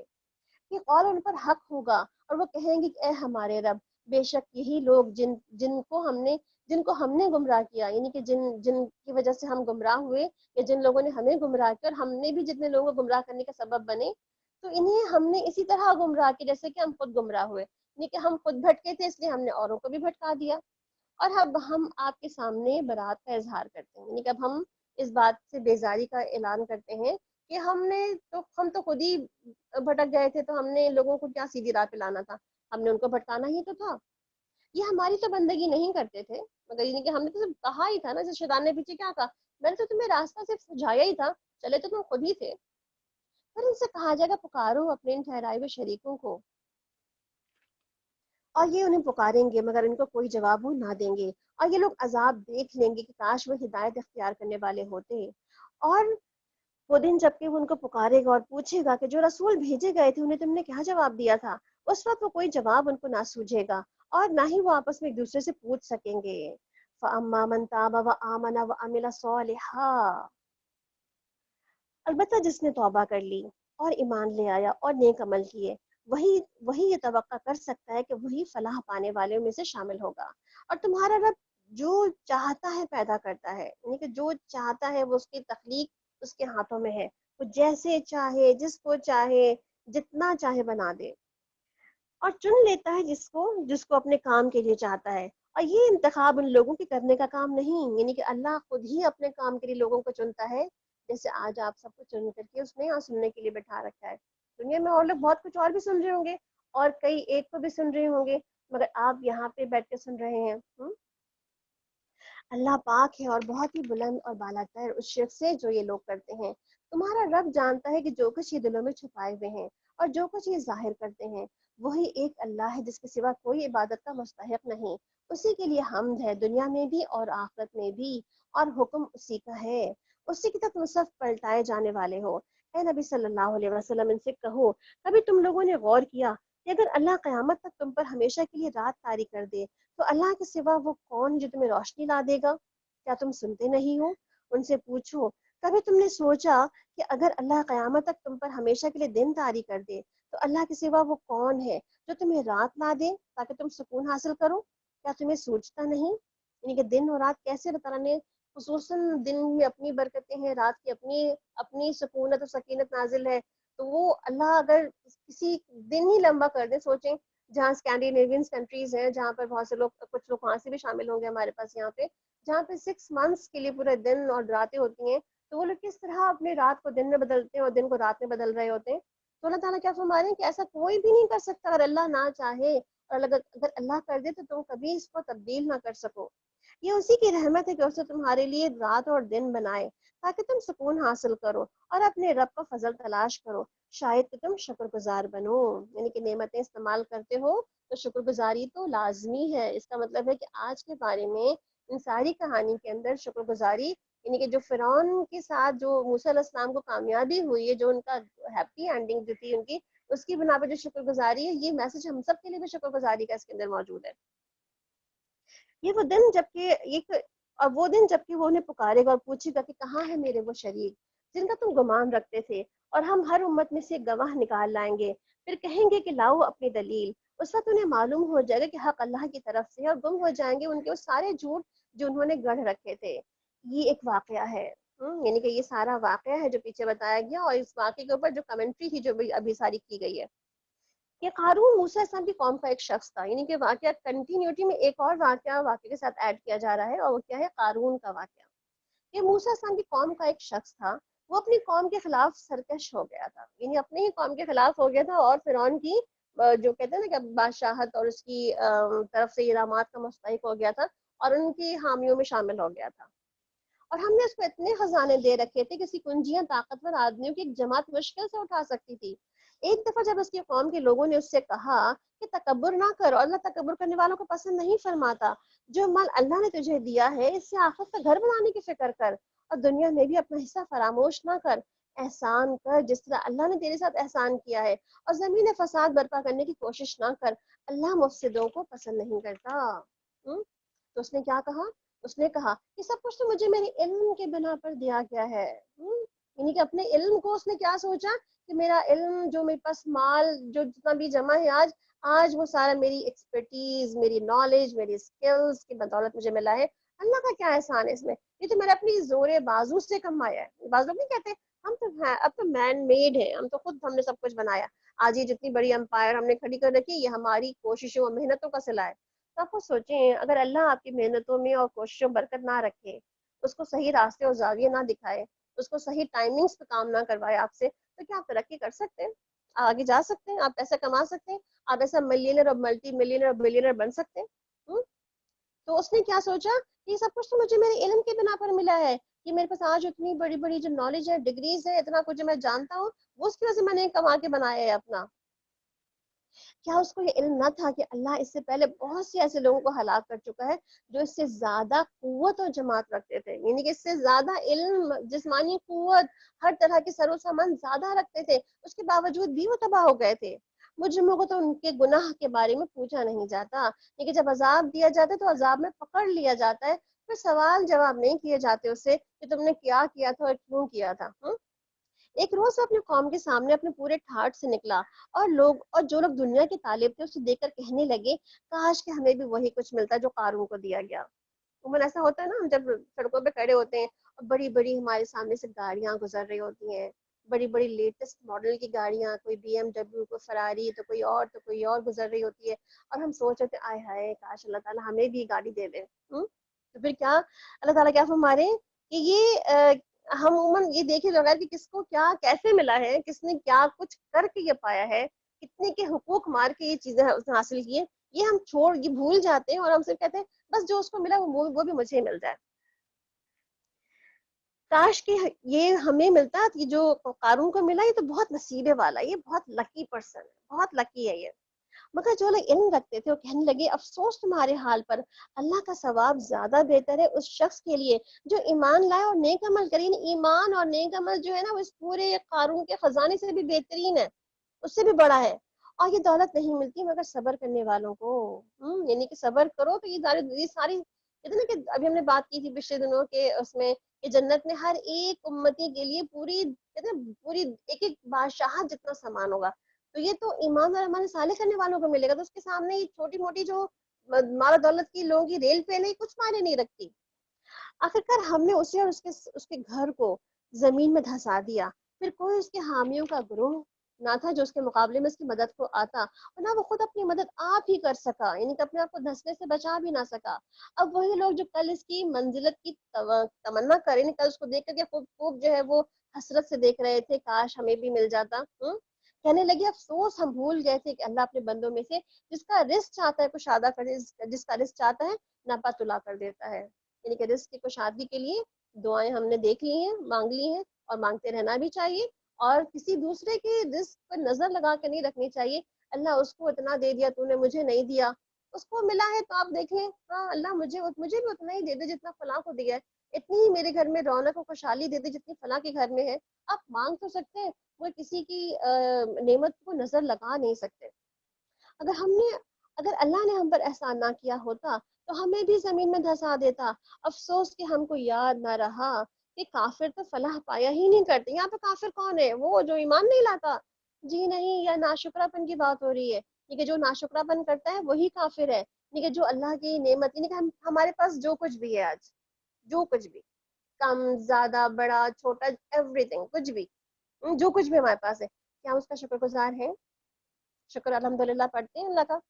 اللہ تو نے بچے تو دے رکھے ہیں الحمدللہ، بھلے سے وہ تنگ کرتے ہیں الگ بات ہے، بھلے سے نافرمان ہے وہ الگ بات ہے تو صحیح نا، دنیا آج بہت سے لوگوں کے پاس بچے ہی نہیں ہیں، وہ بچوں کے پیچھے پاگل ہو رہے ہیں۔ پھر آپ کے پاس 3 وقت کی روٹی ہے، گھر میں کھانا مل رہا ہے، آپ کے سر کے اوپر چھت ہے، کیا خوبصورت، کیا یہ اللہ تعالیٰ کا احسان نہیں ہے؟ کتنے لوگوں کے گھروں میں کتنے لوگوں کے گھروں پہ سروں پہ گھر پہ چھت نہیں ہے، یعنی کہ آپ اپنا گھر نہیں اون کر سکتے، آپ کرائے کے گھروں میں رہتے ہیں، کتنے کے گھروں میں جو ہے 3 وقت کھانا نہیں پک سکتا، اور آج آپ دیکھیں آج جو صورتحال ہے بہت سے گھروں میں 3 وقت کھانا نہیں پک سکتا۔ تو بہرحال تو اللہ تعالیٰ یہاں پہ کیا فرما رہے ہیں کہ انسان اپنی اللہ تعالیٰ کی دی ہوئی نعمتوں کا شکر ادا کرے، ورنہ یہ بھی پھر ناشکرا پن بھی جو ہے پسندیدہ نہیں ہے، کامیابی کی گارنٹی نہیں ہے ناشکرا پن۔ تلک الدار الآخرہ، آخرت کا گھر تم لوگوں کے لیے مخصوص کر دیں جو زمین میں اپنی بڑائی نہیں چاہتے۔ یعنی آخرت کا گھر کن کے لیے ہے؟ جو زمین میں جھک کر رہتے ہیں، جو عاجزی کرتے ہیں، جو اللہ تعالیٰ کے آگے اپنے آپ کو بڑا نہیں بناتے اور نہ فساد کرنا چاہتے ہیں، اور انجام کی بھلائی متقین ہی کے لیے ہے۔ جو کوئی بھلائی لے کر آئے گا اس کے لیے اس سے بہتر بھلائی ہے، اور جو برائی لے کر آئے تو برائیاں کرنے والوں کو ویسا ہی بدلہ ملے گا جیسا عمل وہ کرتے تھے۔ اے نبی صلی اللہ علیہ وسلم، یقین جانو کہ جس نے یہ قرآن تم پر بھیجا ہے، یعنی کہ جو اللہ تعالیٰ نے قرآن نازل کیا ہے، وہ تمہیں ایک بہترین انجام کی طرف پہنچانے والا ہے۔ یعنی کہ اس قرآن پہ بلیو رکھنا، اس قرآن کو پکڑنا، تھامنا، پڑھنا، اس قرآن کی سطح زندگی کا ہر ایک لمحہ گزارنا، آپ دیکھیں اس سے بہترین بات کوئی اور نہیں ہے۔ جنت کے دروازے کھولنے والی یہ کتاب ہے، جنت تک لے جانے والی یہ کتاب ہے، اور ہماری زندگیوں کے تمام معاملات کو سیدھی کرنے والی بھی یہی کتاب ہے، جو ہمارے مخالفتوں میں، ہمارے مباحثوں میں، ہمارے جھگڑوں میں فیصلہ کرتی ہے۔ تو ہم سب کو اللہ سبحانہ تعالیٰ اس کتاب کی دعوت کیا دے رہے ہیں کہ یہ کتاب جو تم پر بھیجی گئی ہے یہ بہترین انجام کی طرف لے کے جائے گی تمہیں۔ نہیں کہتے نا کم ٹو سکسیس، حی علی الفلاح، تو یہ اپنا الفلاح کی طرف لے کے جائے گی تمہیں۔ ان لوگوں سے کہہ دو کہ میرا رب خوب جانتا ہے کہ ہدایت لے کر کون آیا ہے اور کھلی گمراہی میں کون مبتلا ہے۔ تم اس بات کے ہرگز امیدوار نہ تھے کہ جب تم پر کتاب نازل کی جائے گی، یعنی کہ اللہ تعالیٰ کہہ رہے ہیں کہ یہ تمہیں پتہ ہی نہ تھا کہ ہم تم پہ کتاب لانے والے ہیں، تمہیں کوئی نبی بھیجنے والے ہیں تمہارے اندر، تمہیں تو شکر ادا کرنا چاہیے کہ تمہارے پاس کتاب آئی، کوئی نبی آیا پیغام لے کر کے، تمہیں اللہ تعالیٰ نے بغیر ہدایت کے نہیں چھوڑ دیا، یہ تو محض تمہارے رب کی مہربانی ہوئی۔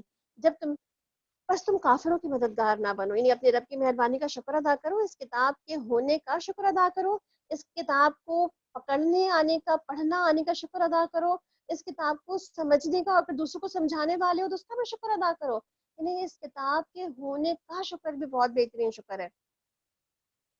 ایسا کبھی نہیں ہونے پائے گا کہ اللہ کی آیات جب تم پہ نازل ہوں تو کفار تمہیں اس سے باز رکھیں، یعنی کہ ایسا نہ ہو کہ جب اللہ کتاب میں اللہ کے آیتیں پڑھی جا رہی ہوں اور تمہیں کوئی کہہ دے بس بہت پڑھ لیا تم نے، چھوڑ دو، اس سے زیادہ کوئی فرق نہیں پڑنے والا تمہاری زندگی میں، پڑھ کے بہت تم نے پڑھ لیا، بہت چھوڑ دو اب۔ اور وہ لوگ ہمارے بیہیویئر کو، ہماری چیزوں کو جو ہے اس کتاب کو نظر میں رکھ کر دیکھ رہے ہوتے ہیں، دیکھ لیا ہم نے پڑھنے والے کیسے ہوتے ہیں، دیکھ لیا ہم نے دین والے کیسے ہوتے ہیں۔ تو اب دیکھیں اللہ تعالیٰ کیا فرما رہے ہیں کہ عموماً لوگ جو انکار کرنے والے ہیں نا، وہ ہمیں اس کتاب تک آنے سے باز رکھتے ہیں، پڑھنے نہیں دیتے، عمل نہیں کرنے دیتے، صرف یہ کہہ کے ہاں دیکھیں ہم نے بہت سے لوگ جو کیا کرتے ہیں کتاب پڑھنے کے بعد۔ اپنے رب کی طرف دعوت دو اور ہرگز مشرکوں میں شامل نہ ہو، وَلَا تَدْعُوا مَعَ اللَّهِ إِلَٰهًا آخَرَ لَا إِلَٰهَ إِلَّا هُوَ، اور اللہ کے ساتھ کسی دوسرے کو الہ نہ پکارو، اس کے سوا کوئی اور الہ ہے ہی نہیں۔ ہر چیز ہلاک ہونے والی ہے سوائے اس کی ذات کے، فرما روائی اسی کی ہے اور اسی کی طرف تم سب پلٹائے جانے والے ہو۔ سورۃ العنکبوت۔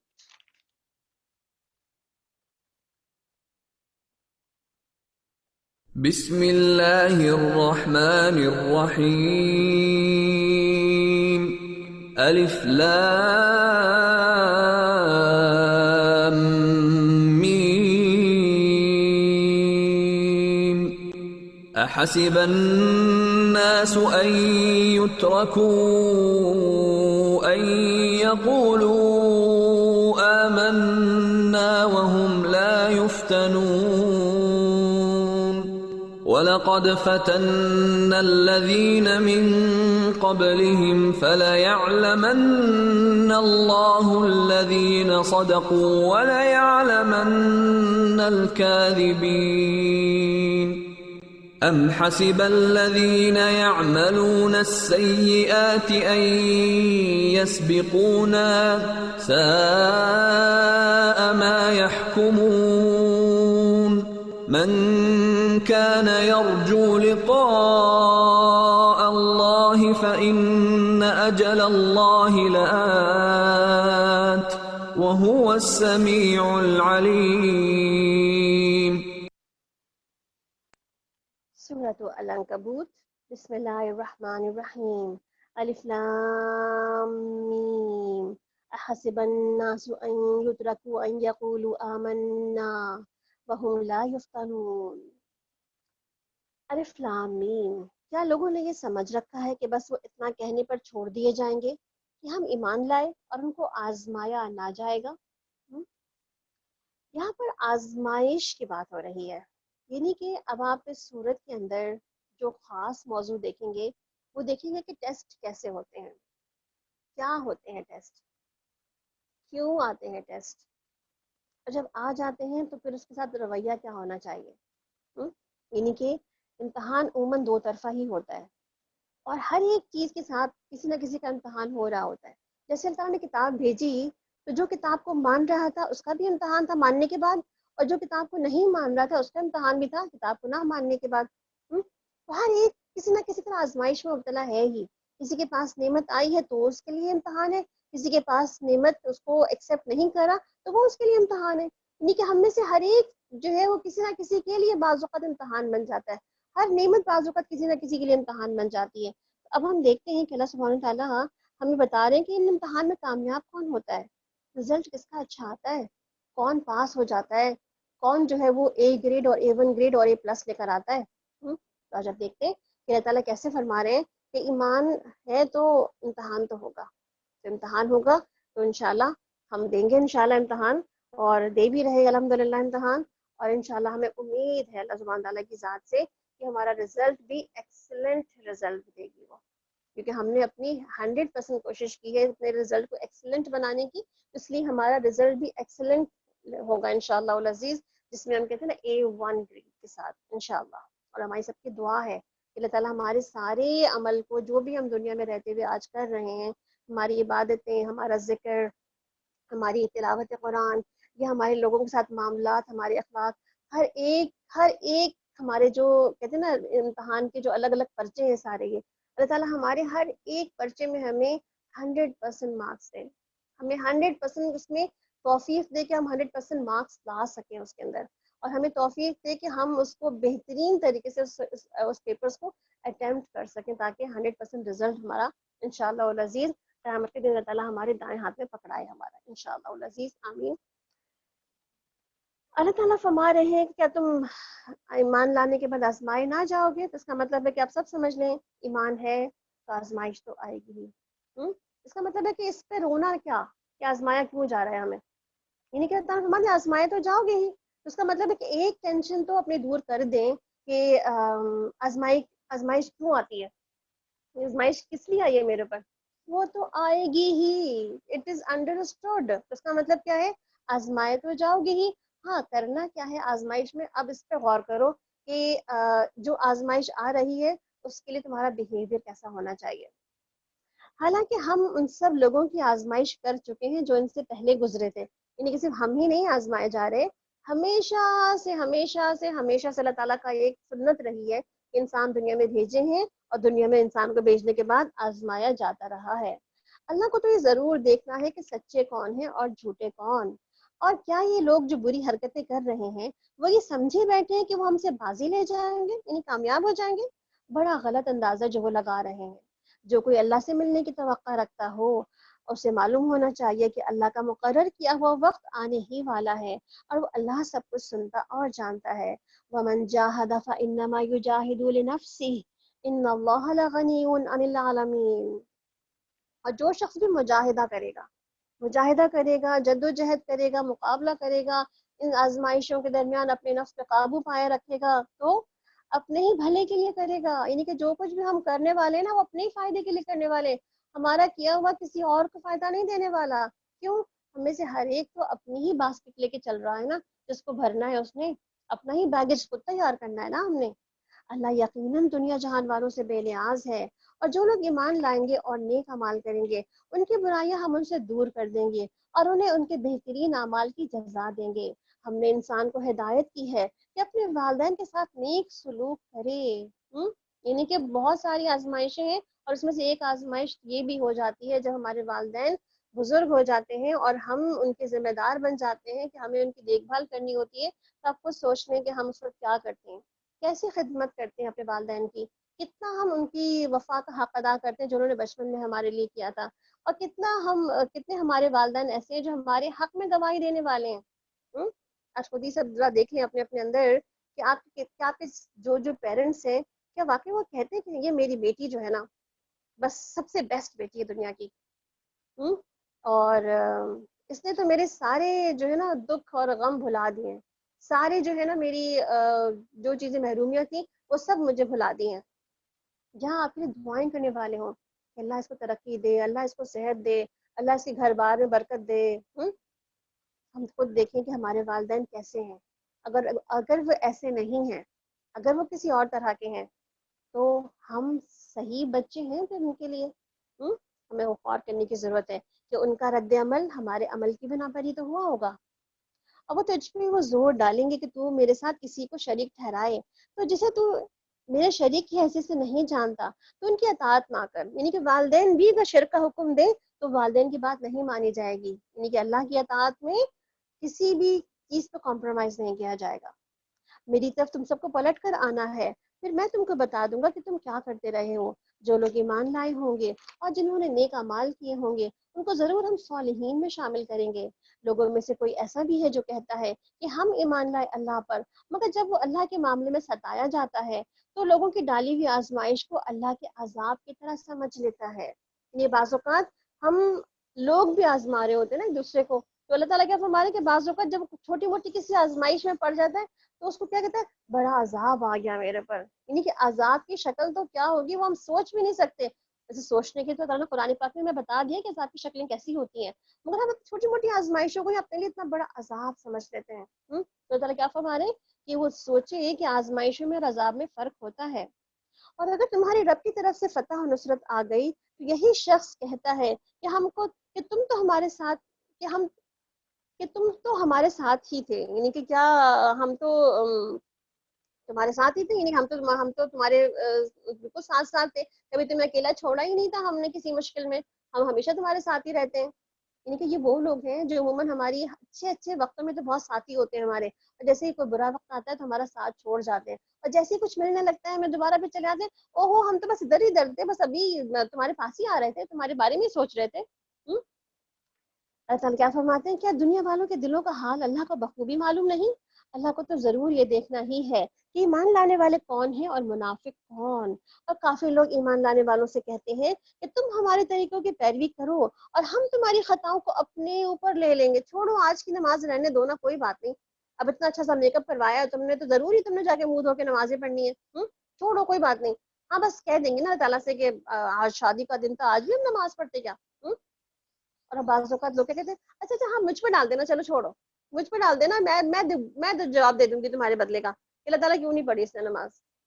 دنیا میں سب کچھ کہہ سکتے ہیں ہم کہ میرے کہنے پہ یہ کر لو، میرے کہنے پہ وہ کر لو، میرے کہنے پہ تم یہ غلط کام کر لو، مگر کیا یہ ساری خطاؤں کو وہ اپنے پر لے سکتے ہیں؟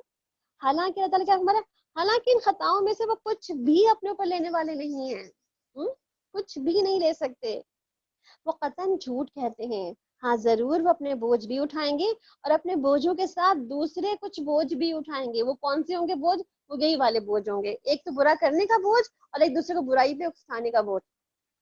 اور قیامت کے روز یقیناً ان سے ان کی جھوٹ گڑھنے پر ان کی باز پرس ہوگی جو وہ کرتے رہے تھے کہ اللہ تعالیٰ نہیں پوچھے گا.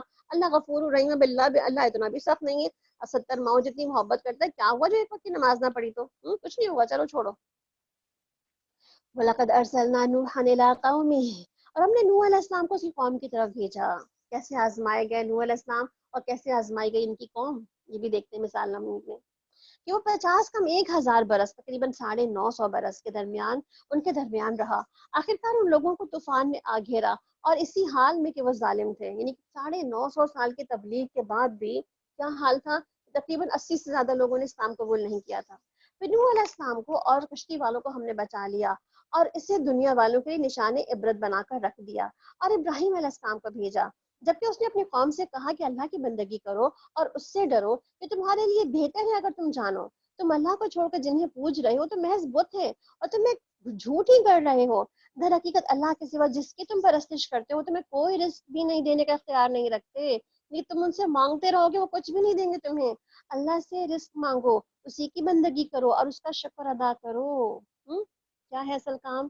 اللہ سے مانگے. جتنا بھی رزق کم ہے نا اللہ سے مانگے. اللہ سب سے پہلا حقدار ہے کہ اس کے آگے ہاتھ پھیلایا جائے، اس کے آگے سوال دراز کیا جائے، اس کے آگے اپنی حاجت رکھی جائے.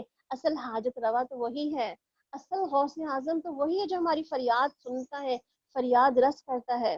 اسی کی بندگی کرنا اور پھر اسی کا شکر بجا لانا. اللہ جو کچھ بھی ملا تیرے ہاتھ سے ہی ملا، تجھ سے ہی ملا ہے اور آئندہ بھی تجھ سے ہی ملے گا. اور تم پلٹائے جانے والے ہو. اگر تم جھٹلاتے ہو تو تم سے پہلے بہت سی قومیں جھٹلا چکی ہیں اور رسول پر تو صاف صاف پیغام پہنچا دینے کے سوا کوئی اور ذمہ داری ہے ہی نہیں. کیا ان لوگوں نے کبھی دیکھا نہیں کہ اللہ کس طرح خلق کی ابتدا کرتا ہے پھر اس کا اعادہ کرتا ہے؟ یقیناً اللہ کے لیے آسان تر ہے. ان سے کہو کہ زمین میں چل پھر کر دیکھو اس نے کس طرح خلق کی ابتدا کی ہے، پھر اللہ دوسری بار بھی زندگی بخشے گا. یقیناً اللہ ہر چیز پر قادر ہے، جس کو چاہے سزا دے اور جس پر چاہے رحم فرمائے. اسی کی طرف تم سب پھیرے جانے والے ہو. نہ تم زمین میں عاجز کرنے والے ہو اور نہ ہی آسمان میں، اور اللہ سے بچانے والا کوئی سرپرست و مددگار تمہارے لیے نہیں ہے. جن لوگوں نے اللہ کی آیات اور اس کی ملاقات کا انکار کیا ہے وہ میری رحمت سے مایوس ہو چکے ہیں اور ان کے لیے دردناک سزا ہے. پھر اس قوم کا جواب اس کے سوا کچھ بھی نہ تھا. انہوں نے کہا کہ قتل کر دو اس کو یا جلا ڈالو اس کو. آخرکار اللہ نے اسے آگ سے بچا لیا. یقیناً اس میں نشانیاں ہیں ان لوگوں کے لیے جو کہ ایمان لانے والے ہیں. یعنی کوئی بھی جب بات ہوتی ہے تو پھر کیسے آزمائشیں آتی ہیں؟ انبیاء کی آزمائشیں الگ تھیں مگر انبیاء کے ماننے والوں کی آزمائشیں الگ تھیں، وہ بھی آزمائے گئے، وہ بھی آزمائے گئے، کون ثابت قدم رہا، کون کامیاب ہو گیا۔ اور اس نے کہا کہ تم نے اس دنیا کی زندگی میں تو اللہ کو چھوڑ کر بتوں کو اپنے درمیان محبت کا ذریعہ بنا لیا ہے، اور قیامت کے روز تم ایک دوسرے کا انکار اور ایک دوسرے پر لعنت کرو گے، اور آگ تمہارا ٹھکانہ ہوگی، اور کوئی تمہارا مددگار نہ ہوگا۔ اس وقت لوط علیہ السلام نے اس کو مانا، یعنی کہ حضرت ابراہیم علیہ السلام پر ایمان لانے والوں میں صرف لوط علیہ السلام ہی شامل تھے جو ان کے بھتیجے یا بھانجے کہلاتے ہیں، تو وہی انہوں نے اسی پہ ایمان لایا تھا ان کے اوپر، باقی کسی پوری قوم نے ایمان نہیں لائے تھے ان کے اوپر۔ وقال انی مہاجر الی ربی، وقال انی مہاجر الی ربی، اور ابراہیم علیہ السلام نے کہا کہ میں اپنے رب کی طرف ہجرت کرتا ہوں، یعنی کہ اپنی اس قوم کی طرف بھیجے گئے تھے، قوم نہیں مان رہی تو اب قوم کو چھوڑ کر کے جا رہے ہیں کہ میں تو جا رہا ہوں یہاں سے، جو تم لوگ مان ہی نہیں رہے میری بات، تو میرا رہنا بیکار ہے یہاں پہ۔ اور وہ زبردست اور حکیم ہے۔ وَوَهَبْنَا لَهُ إِسْحَاقَ وَيَعْقُوبَ، اور ہم نے اس کو اسحاق اور یعقوب علیہ السلام جیسی اولاد عنایت فرمائی، اور اس کی نسل میں نبوت اور کتاب رکھ دی، اور اس سے دنیا میں اس کا اجر عطا فرمایا، اور آخرت میں یقیناً وہ صالحین میں سے ہوگا۔ اور ہم نے لوط علیہ السلام کو بھیجا جبکہ اس نے اپنی قوم سے کہا کہ تم تو وہ فحش کام کرتے ہو جو تم سے پہلے دنیا والوں میں سے کسی نے نہیں کیا، کیا تمہارا حال یہ ہے کہ مردوں کے پاس جاتے ہو اور راہزنی کرتے ہو، یعنی کہ تمہاری تو عجب ہی عادات ہے، اور اپنی مجلسوں میں برے کام کرتے ہو۔ پھر کوئی جواب اس کی قوم کے پاس اس کے سوا نہ تھا۔ انہوں نے کہا کہ لے آؤ تم جو عذاب جس کا تم وعدہ کرتے ہو، یعنی کہ تم اللہ کے عذاب کا وعدہ کر رہے ہو نا، اگر تم سچے ہو تو چلو لے آؤ عذاب، دیکھ لیتے ہیں عذاب کیا ہوتا ہے۔ لوط علیہ السلام نے کہا کہ اے میرے رب، ان مفسد لوگوں کے مقابلے میں میری مدد فرما۔ کیا کہتے ہیں؟ رب انصرنی علی القوم المفسدین۔ تو ایسی دعائیں بھی ہم بھی کر سکتے ہیں اس طرح کی۔ وَلَمَّا جَاءَتْ رُسُلُنَا إِبْرَاهِيمَ بِالْبُشْرَىٰ، اور جب ہمارے فرشتے ابراہیم علیہ السلام کے پاس خوشخبری لے کر پہنچے تو انہوں نے اس سے کہا کہ اس بستی کے لوگوں کو ہلاک کرنے والے ہیں، اس کے لوگ سخت ظالم ہو چکے ہیں۔ ابراہیم علیہ السلام نے کہا کہ وہاں تو لوط موجود ہے علیہ السلام، یعنی کہ میرا بھتیجا، میرا ایک مسلمان موجود ہے وہاں پر، پیغمبر موجود ہے۔ انہوں نے کہا ہم خوب جانتے ہیں کہ وہاں کون کون ہے، اور ہم اس سے اور اس کی بیوی کے سوا سب گھر والوں کو بچا لیں گے، یعنی ان کی پوری فیملی کے اندر جو ہے ان کی بیوی ایمان نہ لائی، وہ بچیں گی نہیں وہ، اور اس کے علاوہ ان کی صرف بیٹیاں تھیں، ان کی دونوں بیٹیاں ان کے ایمان لائی تھیں ان کے اوپر، تو صرف وہ اور ان کی بیٹیاں ہی بچا لیے گئے تھے، اور باقی سب اس کے سوا باقی سب گھر والوں کو بچا لیں گے۔ اس کی بیوی پیچھے رہ جانے والوں میں سے تھی۔ پھر جب ہمارے فرشتے لوط علیہ السلام کے پاس پہنچے تو ان کی آمد پر وہ سخت پریشان ہوئے اور دل تنگ ہوا ان کا۔ انہوں نے کہا کہ ڈرو نہیں اور رنج بھی نہ کرو، ہم تمہیں اور تمہارے گھر والوں کو بچا لیں گے، سوائے تمہاری بیوی کی جو تم سے پیچھے رہ جانے والوں میں سے ہے، اور ہم اس بستی کے لوگوں پر آسمان سے عذاب نازل کرنے والے ہیں اس فسق کی بدولت جو یہ کرتے رہے ہیں، اور ہم نے اس بستی کو ایک کھلی نشانی پر چھوڑ دیا ہے، اور ان لوگوں کے لیے جو عقل سے کام لیتے ہیں، یعنی کہ ایسی کھلی نشانی۔ اب دیکھیں ڈیڈ سی جہاں پایا جاتا ہے نا، ڈیڈ سی کے آس پاس ہی پوری اس کی بستیاں آباد ہیں، تو اللہ تعالیٰ کیا ہمارے کھلی نشانی ہے جہاں پر ڈیڈ سی کے آس پاس کی بستیاں ہیں، تو جا کے دیکھا، اور لوگ آج کل وہاں پہ جاتے بھی ہیں، پکنک بھی منانے کے لیے لوگ جا رہے ہوتے ہیں ڈیڈ سی پہ، بہرحال اللہ تعالیٰ نے وہ بھی کھلی نشانی رکھ دی ہے۔ اور مدین کی طرف ہم نے ان کے بھائی شعیب علیہ السلام کو بھیجا، اس نے کہا کہ اے میری قوم کے لوگوں، اللہ کی بندگی کرو اور روز آخرت کے امیدوار رہو، اور زمین میں مفسد بن کر زیادتیاں نہ کرتے پھرو۔ اور انہوں نے جھٹلا دیا، آخرکار ایک سخت زلزلے نے انہیں آ لیا اور وہ اپنے گھر میں پڑے کے پڑے ہی رہ گئے۔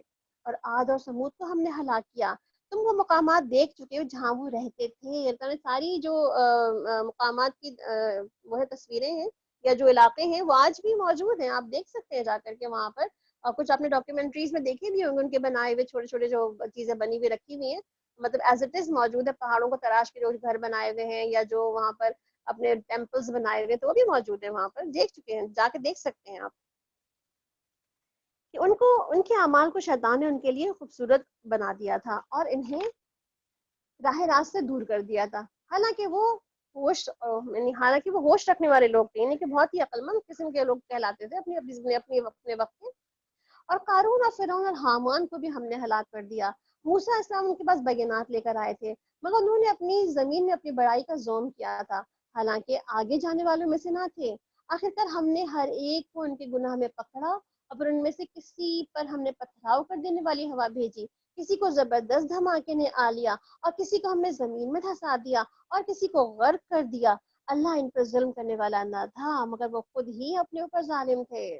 یعنی کہ یہ سارے عذاب جو پے در پے ہر ایک پر الگ الگ آئے، تو جس نے اللہ کی کتاب کو، اللہ کے رسول کو نہ مانا، جھٹلا دیا، تو اس کا انجام کیا ہوا کہ وہ دنیا سے نیست و نابود ہو گئے۔ اس کا مطلب ہے کہ جو ٹیسٹ میں پاس ہوگا وہ وہی ہوگا جو ٹیسٹ اپیئر کرے گا۔ جو ٹیسٹ دے گا ہی نہیں اور پیچھے پیچھے رہ جائے گا تو وہ ٹیسٹ دینے والوں میں سے نہیں، اس کا کوئی رزلٹ ہی نہیں بننے والا پھر تو۔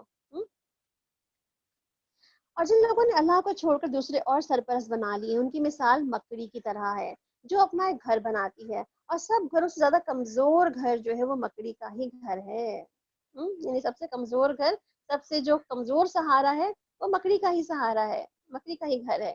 کاش کہ یہ لوگ علم رکھتے، جو لوگ اللہ کو چھوڑ کر جس چیز کو بھی پکارتے ہیں اللہ اسے خوب جانتا ہے اور وہی زبردست اور حکیم ہے۔ یہ مثالیں ہم لوگوں کی سمجھ کے لیے دیتے ہیں، یعنی اللہ تعالیٰ چاہتے کہ ہیں لوگ اپنی سمجھ بوجھ اختیار کریں کہ کتنا کمزور گھر ہے اس کا، یہ مکڑی کا، جو کہ آپ دیکھیں نہ گرمی سردی سے بچا سکتا ہے بلکہ اس کا جال بھی اتنا کمزور ہے، اور اس کے باوجود بھی آپ دیکھیں کتنے بڑے بڑے کیڑوں کو بھی پکڑ لیتی ہے، اپنے اندر جو ہے وہ پھنسا لیتی ہے۔ اور کتنا ہی بالکل غیر اللہ کا سہارا بھی بالکل ایسے ہی ہے، بظاہر بڑا مضبوط، بظاہر بڑا خوبصورت، بظاہر بڑا اٹریکٹیو ہے مگر اندر سے وہ کمزور ہی ہے، وہ کچھ نہیں کر سکتا، نہ وہ جس سے مانگا جائے وہ اس کو مل سکتا ہے، نہ اس کو دینے والے کو اس کو دے سکتے ہیں، مگر ان کو وہی لوگ سمجھتے ہیں جو علم رکھنے والے ہیں۔ اللہ نے آسمانوں اور زمین کو برحق پیدا کیا ہے اور در حقیقت اس میں ایک نشانی ہے اہل ایمان کے لیے۔ وَاتْلُ مَا أُوحِيَ إِلَيْكَ مِنَ الْكِتَابِ وَأَقِمِ الصَّلَاةَ إِنَّ الصَّلَاةَ تَنْهَىٰ عَنِ الْفَحْشَاءِ وَالْمُنكَرِ وَلَذِكْرُ اللَّهِ أَكْبَرُ۔ اور اے نبی صلی اللہ علیہ وسلم تلاوت کرو اس کتاب کی جو تمہاری طرف وحی کے ذریعے سے بھیجی گئی ہے، اور نماز قائم کرو، یقیناً نماز فحش اور برے کاموں سے روکتی ہے، اللہ کا ذکر اس سے بھی بڑی چیز ہے، اللہ جانتا ہے۔ تلاوت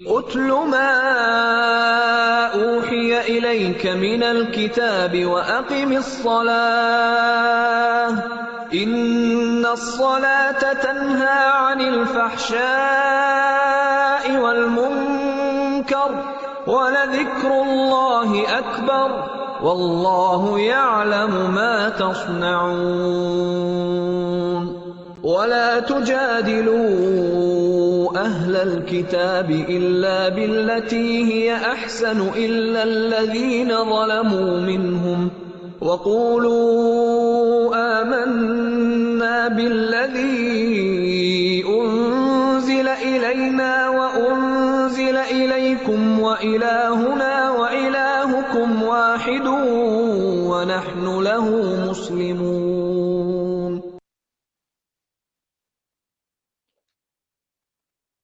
یہاں پر اللہ تعالیٰ فرما رہے ہیں کہ صلاح جو ہے وہ فحشاء سے روکتی ہے۔ آپ دیکھیں پیچھے ہم نے صلاح کے بارے میں بہت کچھ پڑھ لیا، خشوع کا پڑھ لیا، ارکان و شرائط پڑھ لیا، آداب پڑھ لیا، اوقات پڑھ لیے، نماز کی تمام باتوں کی ڈیٹیلز ہم نے پیچھے کافی حد تک قرآن پاک میں پڑھ لی ہیں۔ اب یہاں پہ تعالیٰ کیا فرما رہے ہیں کہ فحشاء سے روکتی ہے یہ صلاح۔ تو اب دیکھیں بندہ جب نماز قائم کرتا ہے اس کے گناہ اس کے کندھوں پہ لا کر رکھ دیے جاتے ہیں آپ وسلم کی حدیث کے مطابق، اور جب وہ رکوع اور سجدہ کرتا ہے تو اس کے گناہ اس کی جیسے کندھے پہ جو رکھے جاتے ہیں وہ رکوع اور سجود کرنے سے گر جاتے ہیں۔ یہ احادیث صحیحہ ہے بیسیکلی کہ جب ہم رکوع اور سجود میں جاتے ہیں تو یہ سارے کے سارے ہمارے جو بھی سٹریسز ہوتے ہیں، گناہوں کے بوجھ ہوتے ہیں، یہ سارے کے سارے ہمارے کندھوں سے گر جاتے ہیں۔ اور اسی طرح سے آپ دیکھیں کہ جب ہم نماز سے فارغ ہوتے ہیں تو ہمیں ایک ریلیف سا فیل ہوتا ہے نا کہ کوئی سٹریس آؤٹ ہو چکے ہیں، جیسے ہم یا جو بھی کچھ غلط یا برا ہو گیا تھا اس سے بھی ہم اپنے آپ کو ایک طرح سے ریلیف فیل کرتے ہیں کہ جی اللہ تعالیٰ ہم نے کچھ بھی کیا ہو مگر آپ نے ہمیں معاف تو کر ہی دیا ہوگا۔ تو بہرحال تو یہ صلاح جو ہے وہ کس طرح فحشاء، یعنی کہ آپ دیکھیں فحشاء اگر زندگی میں کہیں نہ کہیں ہمارے آ بھی جائے مگر نماز کا دامن کبھی بھی نہ چھوڑیں تو یہ فحشاء ہمیں، یہ نماز ہی میں فحشاء سے نکالنے کا باعث بن جائے گی۔ اور تعالیٰ یہاں پہ دوسری بات کیا کر رہے ہیں، ولا ذکر اللہ اکبر، ذکر الہی کی بات ہو رہی ہے۔ ذکر کی بھی بہت سارے اعمال ہم نے پیچھے پڑھ لیے ہیں، اور افضل الذکر اور افضل الاعمال کیا ہے، اور سب سے کہتے ہیں سب سے بہترین ذکر کیا ہے؟ آپ نے فرمایا سب سے اچھی نماز جس میں وہ ہے جس میں سب سے زیادہ ذکر ہو، سب سے اچھا روزہ وہ ہے جس میں سب سے زیادہ ذکر ہو، سب سے زیادہ اچھا صدقہ وہ ہے جس میں سب سے زیادہ اللہ کا ذکر ہو، سب سے زیادہ حج اور جہاد بھی اسی طرح سب سے زیادہ افضل ہے جس میں سب سے زیادہ اللہ کا ذکر ہو۔ اس کا مطلب ہے ہماری ہر عبادت جو ہے وہ ذکر کے ساتھ ہی چلتی ہے، اور ذکر ہمارے افضل اعمال میں سے ہے۔ تو یہ یاد جو ہے وہ اللہ کی ہمارے دل میں ہونی چاہیے، اور اسی دل میں یاد کی وجہ سے ہماری زبانوں پر سبحان اللہ، الحمدللہ، اللہ اکبر، لا الہ الا اللہ، سبحان اللہ و بحمدہ، سبحان اللہ العظیم، اور اس قسم کی بہت ساری تسبیحات جو ہے وہ آٹومیٹیکلی ہماری زبان پر آتی رہنی چاہیے، اور اللہ کا ذکر ہم کرتے ہی رہنے چاہیے اسی طریقے سے، چاہے نمازوں کے اندر، نمازوں کے بعد، چلتے پھرتے، اٹھتے بیٹھتے، سحری کے وقت، افطاری کے وقت، ہم ہر وقت جو ہے اللہ کا ذکر کرنے کا بہت اچھا موقع ہے کہ جس پر ہم زیادہ سے زیادہ تسبیحات کر سکتے ہیں۔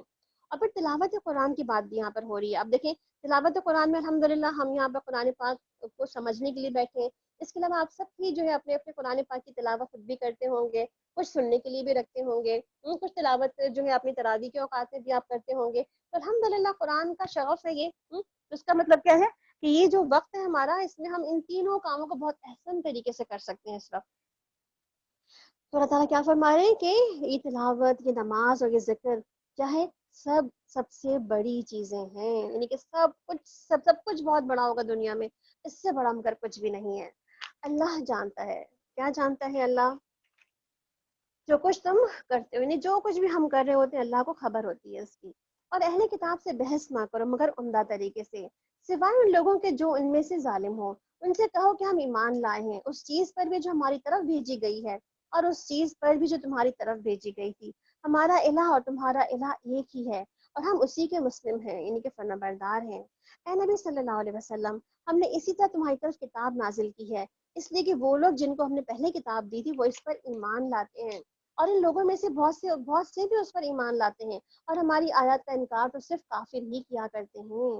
وما كنت تتلو من قبله من کتاب، اور اے نبی صلی اللہ علیہ وسلم، اس سے پہلے تم کوئی کتاب نہیں پڑھتے تھے اور نہ ہی اپنے ہاتھ سے لکھتے تھے، اگر ایسا ہوتا تو باطل پرست لوگ شک میں پڑ سکتے تھے، یعنی کہ آپ صلی اللہ علیہ وسلم کا نبی امی ہونا ہی نبوت کی دلیل ہے، اور یہ خاتم الانبیاء ہونے کی دلیل ہے۔ آپ صلی اللہ علیہ وسلم کی نبوت کی تصدیق ہی یہ بات کرتی ہے کہ آپ نبی امی تھے۔ دراصل یہ روشن نشانیاں ہیں ان لوگوں کے دلوں میں جنہیں علم بخشا گیا ہے، اور ہماری آیات کا انکار نہیں کرتے مگر وہ جو ظالم ہیں۔ اور کیسے انکار کرتے ہیں؟ عملی طور پر انکار کر دیتے ہیں، اعتقادی طور پر انکار کر دیتے ہیں۔ مگر یہ لوگ کہتے ہیں کیوں نہ اتاری گئی اس شخص میں نشانیاں اس کے رب کی طرف سے؟ کہو کہ نشانیاں تو اللہ کے پاس ہیں، اور صرف میں خبردار کر دینے والا ہوں کھلم کھلا، نہیں تو میں کھول کھول کر بتا تو رہا ہوں، اس سے زیادہ اور کیا کر سکتا ہوں میں؟ اور کیا ان لوگوں کے لیے یہ نشانی کافی نہیں کہ ہم نے تم پر کتاب نازل کی جو ان کو پڑھ کر سنائی جاتی ہے؟ در حقیقت اس میں رحمت ہے اور نصیحت ان لوگوں کے لیے جو ایمان لاتے ہیں۔ کہو کہ میرے اور تمہارے درمیان اللہ ہی کی گواہی کافی ہے، اور آسمانوں اور زمین میں وہ سب کچھ جانتا ہے۔ جو لوگ باطل کو مانتے ہیں وہ اللہ سے کفر کرتے ہیں، اور وہی خسارے میں رہنے والے لوگ ہیں۔ یہ لوگ تم سے جلدی عذاب لانے کا مطالبہ کرتے ہیں، اگر ایک وقت مقرر نہ کر دیا گیا ہوتا تو ان پر عذاب آ چکا ہوتا، اور یقیناً وہ آ کر ہی رہے گا اچانک اس حال میں کہ انہیں خبر بھی نہ ہوگی، اور تم سے عذاب جلدی لانے کا مطالبہ کرتے ہیں، حالانکہ جہنم ان کافروں کو گھیرے میں لے چکی ہے۔ اس روز جب کہ عذاب انہیں اوپر سے ڈھانک لے گا اور پاؤں کے نیچے سے بھی، اور کہے گا کہ چکھو اب ان کرتوتوں کا مزہ۔ یا عبادی الذین آمنوا ان ارضی واسعہ فإیایا فاعبدون، اے میرے بندو ایمان لائے ہو، میری زمین وسیع ہے، بس تم میری بندگی بچا لاؤ، اور ہر شخص کو موت کا مزہ چکھنا ہے، پھر تم سب ہماری طرف پلٹا کر واپس لائے جاؤ گے۔ جو لوگ ایمان لائے ہیں اور جنہوں نے نیک عمل کیے ہیں ان کو ہم جنت کی بلند اور بالا عمارتوں میں رکھیں گے جن کے نیچے نہریں بہتی ہوں گی، وہاں ہم ہمیشہ رہیں گے۔ کیا ہی عمدہ اجر ہے عمل کرنے والوں کے لیے۔ اللہ تعالیٰ سے دعا کریں اللہ تعالیٰ ہمیں اس رمضان میں اہل جہنم سے ہمارا نام ہٹا دے اور اہل جنت میں ہمارا نام لکھ لے، اور یہ ساری نعمتوں کا جو وعدہ اللہ تعالیٰ نے قرآن پاک میں ہم سے جنت کا کیا ہے، ہمیں وہ ساری جنتیں نصیب کر۔ اللہم اجلنا منہم، آمین۔ ان لوگوں کے لیے جنہوں نے صبر کیا اور اپنے رب پر بھروسہ کرتے ہیں، کتنے ہی جانور ہیں جو اپنا رزق اٹھائے نہیں پھرتے۔ جانوروں کو ہی دیکھ لیں، توکل آ جائے گا اس سے یہ رزق اٹھائے نہیں پھرتے پھرتے وہ، ان کے گھروں میں تو کوئی کچن کیبنٹس نہیں ہے، کوئی فریج نہیں ہے، کوئی ڈیپ فریزر نہیں ہے، کوئی ان کے ہاں جو ہے وہ ذخیرہ کرنے کے لیے رزق ہے ہی نہیں کہ آج کھا لیا اور کل کے لیے بچا کے رکھ لیا۔ مگر کیا ہے اللہ سبحانہ تعالیٰ کس طرح کہ ان سب کو بھی اللہ ان کو بھی رزق دیتا ہے اور تمہارا رازق بھی وہی ہے، وہ سب کچھ سنتا اور جانتا ہے۔ اور آپ دیکھیں نا، وہ جو ایک پرندہ صبح سویرے اپنی اڑان بھر کے نکلتا ہے، وہ رات سے شام سے جو بیٹھا ہوتا ہے خالی پیٹ پڑا ہوتا ہے، اس کو پتا ہوتا ہے کہ صبح اس کے گھر میں کوئی جو ہے کبڈ کھول کے نہیں کچھ نکال کے کھا لے گا، فریج سے کچھ نہ نکال سکتا، بلکہ وہ تو کوئی اپنا کوئی تھیلا کے بیگ بھی نہیں رکھتا جس میں سامان وہ رکھ لے، اپنا کچھ بھی اس کے ہاتھوں میں نہیں ہوتا، اڑ کے جاتا ہے، جا کے اپنا رزق، اس کو پتا ہوتا ہے اس کا رزق کہاں پر ہوگا، اللہ تعالیٰ خود ہی گائیڈ کر دیتے ہیں اور وہ جا کے اپنا رزق وہاں سے اٹھا لیتا ہے۔ تو آپ دیکھیں اللہ سبحانہ تعالیٰ نے ہم میں سے ہر ایک کا بے رزق رکھا ہے، ہمیں صبح اٹھ کے اپنے رزق کو تلاش کرنا ہوتا ہے، جیسے پرندہ تلاش کرتا ہے نا، اس کا دیکھیں توکل کیا ہے اس کو پتا کہ میرا رزق ہے ضرور، مگر پھر بھی وہ تلاش میں نکلتا ہے، یہ نہیں کہتا اللہ تعالیٰ بس میں یہاں بیٹھا ہوتا ہوں نا، مجھے پہنچا دے میرا رزق میرے گھر تک لگے، مجھے ڈور کہتے ہیں نا کہ وہ ہمارے ڈور تک سروس دے دے کہ ہمارے گھر پر آ جائے وہ رزق ہمارا۔ تو اللہ تعالیٰ نے رزق کا وعدہ تو کر رکھا ہے، مگر کوشش ہماری ہوگی۔ اور اگر تم ان سے پوچھو کہ زمین اور آسمان کو کس نے پیدا کیا ہے اور چاند اور سورج کو کس نے مسخر کر رکھا ہے، تو وہ ضرور کہیں گے کہ اللہ نے۔ پھر یہ کدھر سے دھوکہ کھاتے ہیں، اللہ ہی ہے جو اپنے بندوں میں جس کا چاہتا ہے رزق کو شادہ کرتا ہے اور جس کا چاہتا ہے تنگ کر دیتا ہے۔ اس کا مطلب ہے کہ رزق کی کشادگی کی تو آج خوب ساری باتیں ہو رہی ہیں، اس کا مطلب ہے کہ آج تو خاص طور پر اپنے رزق کی کشادگی کی دعا کریں، خاص طور پر کہ اللہ ہمارے رزق کو، ہمارے بہترین رزق ہمیں عطا فرما، ہمارے رزق میں بہترین اضافہ فرما، حلال رزق عطا فرما، ایسا رزق جس کو کھا کر ہم اپنی اللہ کی عبادت میں، اس کی معرفت میں اور آگے بڑھ جائیں۔ تو ضرور اپنی رزق کے لیے خاص دعائیں آج آپ نے کرنی ہے اپنے لیے۔ اور اگر تم ان سے پوچھو کہ کس نے آسمان سے پانی برسایا، اس کے ذریعے سے مردہ پڑی ہوئی زمین کو جلا اٹھایا، تو وہ ضرور کہیں گے کہ اللہ نے۔ کہو کہ الحمدللہ، مگر اکثر لوگ نہیں سمجھتے، اور یہ دنیا کی زندگی تو کچھ نہیں بس ایک کھیل اور تماشا، اور اصل گھر تو آخرت کا ہی گھر ہے، کاش کہ یہ لوگ جانتے ہوتے۔ جب یہ لوگ کشتی پر سوار ہوتے ہیں تو اپنے دین کو اللہ کے لیے خالص کر کے اس سے دعا مانگتے ہیں، پھر جب وہ انہیں بچا کر خشکی پر لے آتا ہے تو یہ تائید شرک کرنے لگتے ہیں، تاکہ اللہ کی دی ہوئی نجات پر اس پر کفران نعمت کریں اور دنیا کے مزے لوٹیں۔ اچھا ان قریب انہیں معلوم ہو جائے گا کہ کیا یہ دیکھتے نہیں کہ ہم نے ایک پرامن حرم بنا دیا، حالانکہ اس کے گرد و پیش کے لوگ اچک لیے جاتے ہیں، کیا پھر بھی یہ لوگ باطل کو مانتے ہیں، اللہ کی نعمت کا کفران کرتے ہیں؟ اس شخص سے بڑھ کر بڑا ظالم اور کون ہوگا جو اللہ پر جھوٹ باندھے یا حق کو جھٹلائے جبکہ وہ اس کے سامنے آ چکا ہو؟ کیا ایسے کافروں کا ٹھکانہ جہنم نہیں ہے؟ والذین جاہدوا فینا لنہدینہم سبلنا وان اللہ لمع المحسنین۔ جو لوگ ہماری خاطر مجاہدہ کریں گے ہم انہیں اپنے راستے کی ہدایت دے دیں گے، یقیناً اللہ نیکوکاروں کے ساتھ ہے۔ اس کا مطلب کیا ہوا کہ جو لوگ مجاہدہ کریں، کوشش کریں گے، جو لوگ اپنی جد و جہد کریں گے۔ ابن قیم کہتے ہیں کہ اللہ نے جہاد کو ہدایت کے ساتھ معلق کر دیا ہے۔ جو لوگ زیادہ محنت کرنے والے اور زیادہ کامل ہدایت پانے والے ہیں، اور سب سے زیادہ فرض جو ہے وہ جہاد میں جہاد بالنفس ہی ہے۔ اس کا مطلب کیا ہے کہ ہمیں کچھ چیزوں کے ساتھ کہتے ہیں نا پرٹیکولرلی ہمیں باقاعدہ جہاد کرنا ہے، جس میں سے خواہش کے ساتھ جہاد کرنا ہے، شیطان کے ساتھ جہاد کرنا ہے، دنیا کے ساتھ جہاد کرنا ہے، نفس کے ساتھ بھی جہاد کرنا ہے، تاکہ ہم اللہ تعالیٰ کے کہتے ہیں نا ان چار چیزوں میں جو اگر ہم جہاد کر لیں تو اللہ کی رضا پھر پا لیں گے، اور اللہ اپنے اس راستے کی ضرور ہدایت دے گا جو ہمیں جنت تک انشاءاللہ لے جائے گی۔ اسی طرح ابو سلمان درانی کہتے ہیں کہ اس آیت میں کافروں سے جنگ کرنا مراد نہیں ہے، بلکہ دین کی حمایت میں مدد کرنا، باطل پرستوں کا جو ہے رد کرنا، ظالموں کو روکنا، نیکی کا حکم دینا اور بدی سے روکنا، اور اللہ کی اطاعت کی کوشش کرنا بھی شامل ہے، اور یہی جہاد اکبر بھی ہے۔ سورۃ الروم۔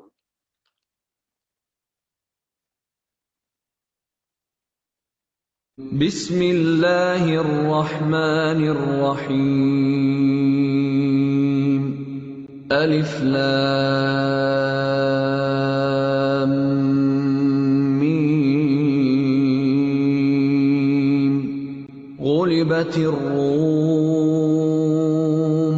فی ادنى الارض وهم من بعد غلبهم سيغلبون في بضع سنين لله الأمر من قبل ومن بعد ويومئذ يفرح المؤمنون بنصر الله ينصر من يشاء وهو العزيز الرحيم. بسم اللہ الرحمن الرحیم. الف لام میم. غلبت الروم فی ادنى الارض وهم من بعد غلبهم سیغلبون. شروع اللہ کے نام سے جو بے انتہا مہربان نہایت رحم فرمانے والا ہے. الف لام میم. رومی قریب کی سرزمین میں مغلوب ہو گئے ہیں اور اپنی اس مغلوبیت کے بعد چند سال کے اندر وہ غالب ہو جائیں گی. اللہ کا ہی اختیار ہے، پہلے بھی اور بعد میں بھی. یہاں پر کچھ جو آیتیں ہمیں جس سیناریو میں نظر آ رہی ہیں اس میں بیسکلی ایک سپریشن نظر آ رہا ہے کہ کس طرح سپریسڈ لوگوں کی اللہ تعالیٰ کیسے ہیلپ، کیسے مدد کرتے ہیں. کیونکہ جو غلبے میں جو مغلوب ہو جائیں، جو لوگوں کے اندر مطلب کہتے ہیں کسی کے سبارڈینیٹ بن جائیں، کسی کے سپریشن میں آ جائیں، تو سپریشن کا حل کیا ہے، اللہ تعالیٰ کیسے سپریسڈ لوگوں کی ہیلپ کرتا ہے. اور اس میں پھر ہمیں ضرور دیکھنا ہے، بعض اوقات قومیں ہوتی ہیں سپریس، بعض اوقات فیملیز ہوتی ہیں، بعض اوقات جو ہے وہ ہمارے کہتے ہیں نا ادارے ہوتے ہیں، تو ہمارے ہر طرح کے سپریس چیزیں ہوتی ہیں. تو اللہ سبحانہ تعالیٰ فرما رہے کہ یہ بھی ایک طرح سے اللہ کے کائنات کا ایک طرح سے اصول ہے کہ کوئی چیز ایک وقت تک سپریسڈ ہوتی ہے، اس کے بعد پھر اس کا وقت ضرور تبدیل ہوتا ہے، وہ ضرور جو ہے وہ اپریسڈ بھی ہوتی ہے، اس کے اوپر بھی آتی ہے، غلبہ بھی پا لیتی ہے. مگر اس کے لیے اللہ سبحانہ تعالیٰ کی اس حکمت کا، اس وقت کا انتظار کرنا پڑتا ہے کہ وہ کب ایسا ہوگا. کیونکہ یہاں پر جو پس منظر ہے اس میں کیا تھا کہ اللہ سبحانہ تعالیٰ یہاں پر روم کی سرزمین کی بات کریں کہ اہل کتاب کو کس طرح جو ہے وہ پرشین امپائر سے جو ہے شکست ہو گئی تھی، اور پھر دوبارہ جو ہے وہ پرشین امپائر کو اہل روم نے، اہل کتاب نے شکست دے دی. تو کہا کہ پہلے یہ پہلے غلبے میں آ گئے تھے مگر بعد میں یہ غالب بھی ہو گئے. تو اللہ کی قدرت ہے. اسی طرح آپ دیکھیں جنگ بدر کا واقعہ کہ کس طرح سے جو ہے اللہ تعالیٰ نے فتح مکہ کے تمام لوگوں کے اس کے اوپر کس طرح ان کے بڑے سرداروں کے سامنے، بڑے لشکر کے سامنے مسلمانوں کی چھوٹی سی جماعت کو کیسے غلبہ عطا کیا تھا. تو اللہ کی دین ہے یہ. اور یہ وہ دن ہوگا کہ جب کہ اللہ کی بخشی فتح پر مسلمان خوشیاں منائیں گے. اللہ نصرت عطا فرماتا جسے چاہتا ہے اور وہ زبردست اور رحیم ہے. یہ وعدہ اللہ نے کیا ہے اور اللہ کبھی اپنے وعدے کی خلاف ورزی نہیں کرتا، مگر اکثر لوگ نہیں جانتے. لوگ دنیا کی زندگی کا بس ظاہری پہلو جانتے ہیں اور آخرت سے تو خود ہی غافل ہیں. کیا انہوں نے کبھی اپنے آپ میں غور نہیں کیا؟ یعنی اپنے آپ پر بھی غور کرتے. ہم تو کرتے ہی ہیں نا ویسے اپنے آپ میں غور. ہم لوگ مرر کے آگے کھڑے ہو کے کیا کر رہے ہوتے ہیں؟ کیا آج کون سا نیا پمپل نکل آیا ہے منہ پہ؟ آج جو ہے وہ کہاں پہ جو ہے تھوڑی سی کلر اسکن ڈارک لگ رہی ہے ہماری؟ کون سی جو ہے ہماری کوئی نئی چیز جو نظر آ رہی ہے چہرے پہ؟ یہ بعض اوقات اپنی فزیک کا جائزہ لے رہے ہوتے ہیں، کتنا انچ بڑھ گیا، کہاں سے. الحمدللہ. تو اللہ تعالیٰ کیا فرما رہے ہیں کہ ہم غور و فکر تو کرتے ہیں مگر ہمارا غور و فکر صرف ظاہری ہوتا ہے، بلکہ ہمارا غور و فکر ہمارا کہتے ہیں نا ڈیپ ڈاؤن، اس سے اندرونی بھی ہونا چاہیے، دوسرا بھی ہمارے دل کا غور و فکر بھی ہونا چاہیے. اللہ نے زمین اور آسمانوں کو ان تمام چیزوں کو جو اس کے درمیان ہے برحق اور ایک مقررہ مدت کے لیے ہی پیدا کیا ہے، مگر بہت سے لوگ اپنے رب کی ملاقات کے منکر ہیں.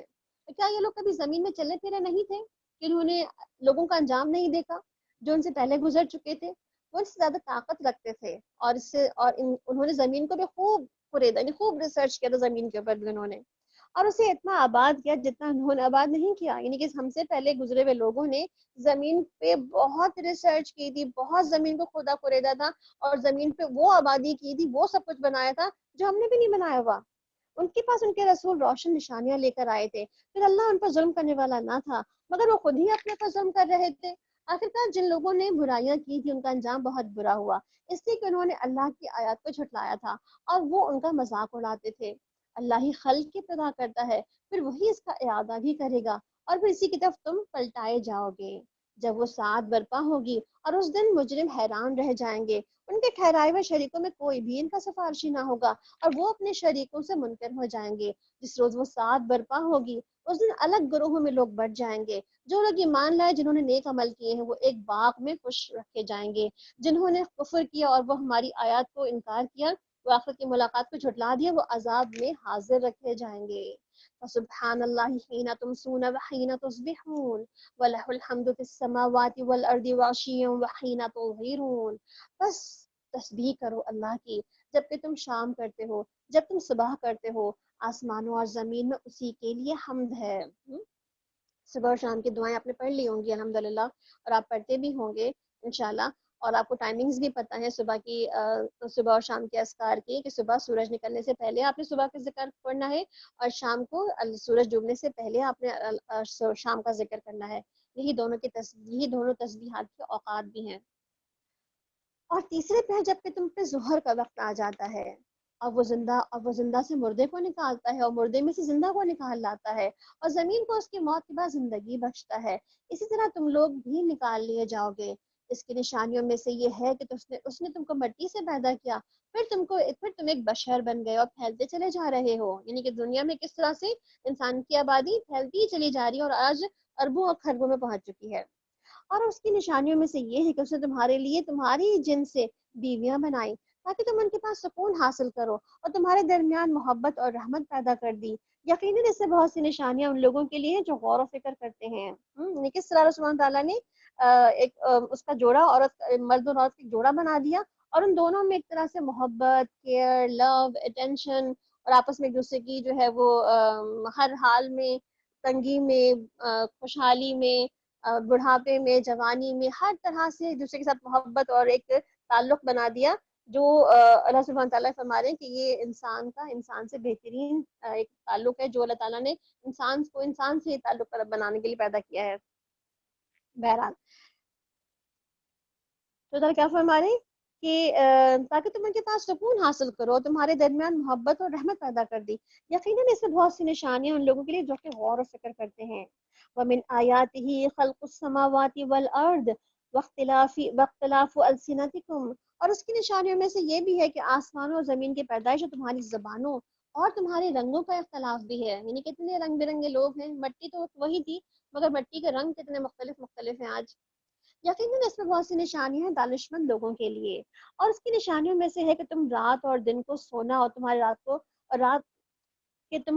رات اور دن کو سونا اور تمہارے فضل کو تلاش کرنا ہے. انہیں طرح کیا ہمارے کہ رات اور دن کے جو چینج ہونا ہے، جس میں تم سوتے اور جاگتے ہو، جس میں بہت سی باتیں ہم کرتے بھی ہیں، بہت سے کام ہم کرتے بھی ہیں، تو یہ سب کچھ یہ بھی نشانی ہے کہ ہم آج دن میں روشنی کتنے کام کر سکتے ہیں، اور رات میں کتنا سکون تاری ہو جائے. سب کچھ اللہ تعالیٰ ہمارے لیے سب کو سنا دیتا ہے، سب کو اندھیرے میں ڈبو دیتا ہے کہ تم سب چپ ہو جاؤ، اب میرے بندے سو رہے ہیں.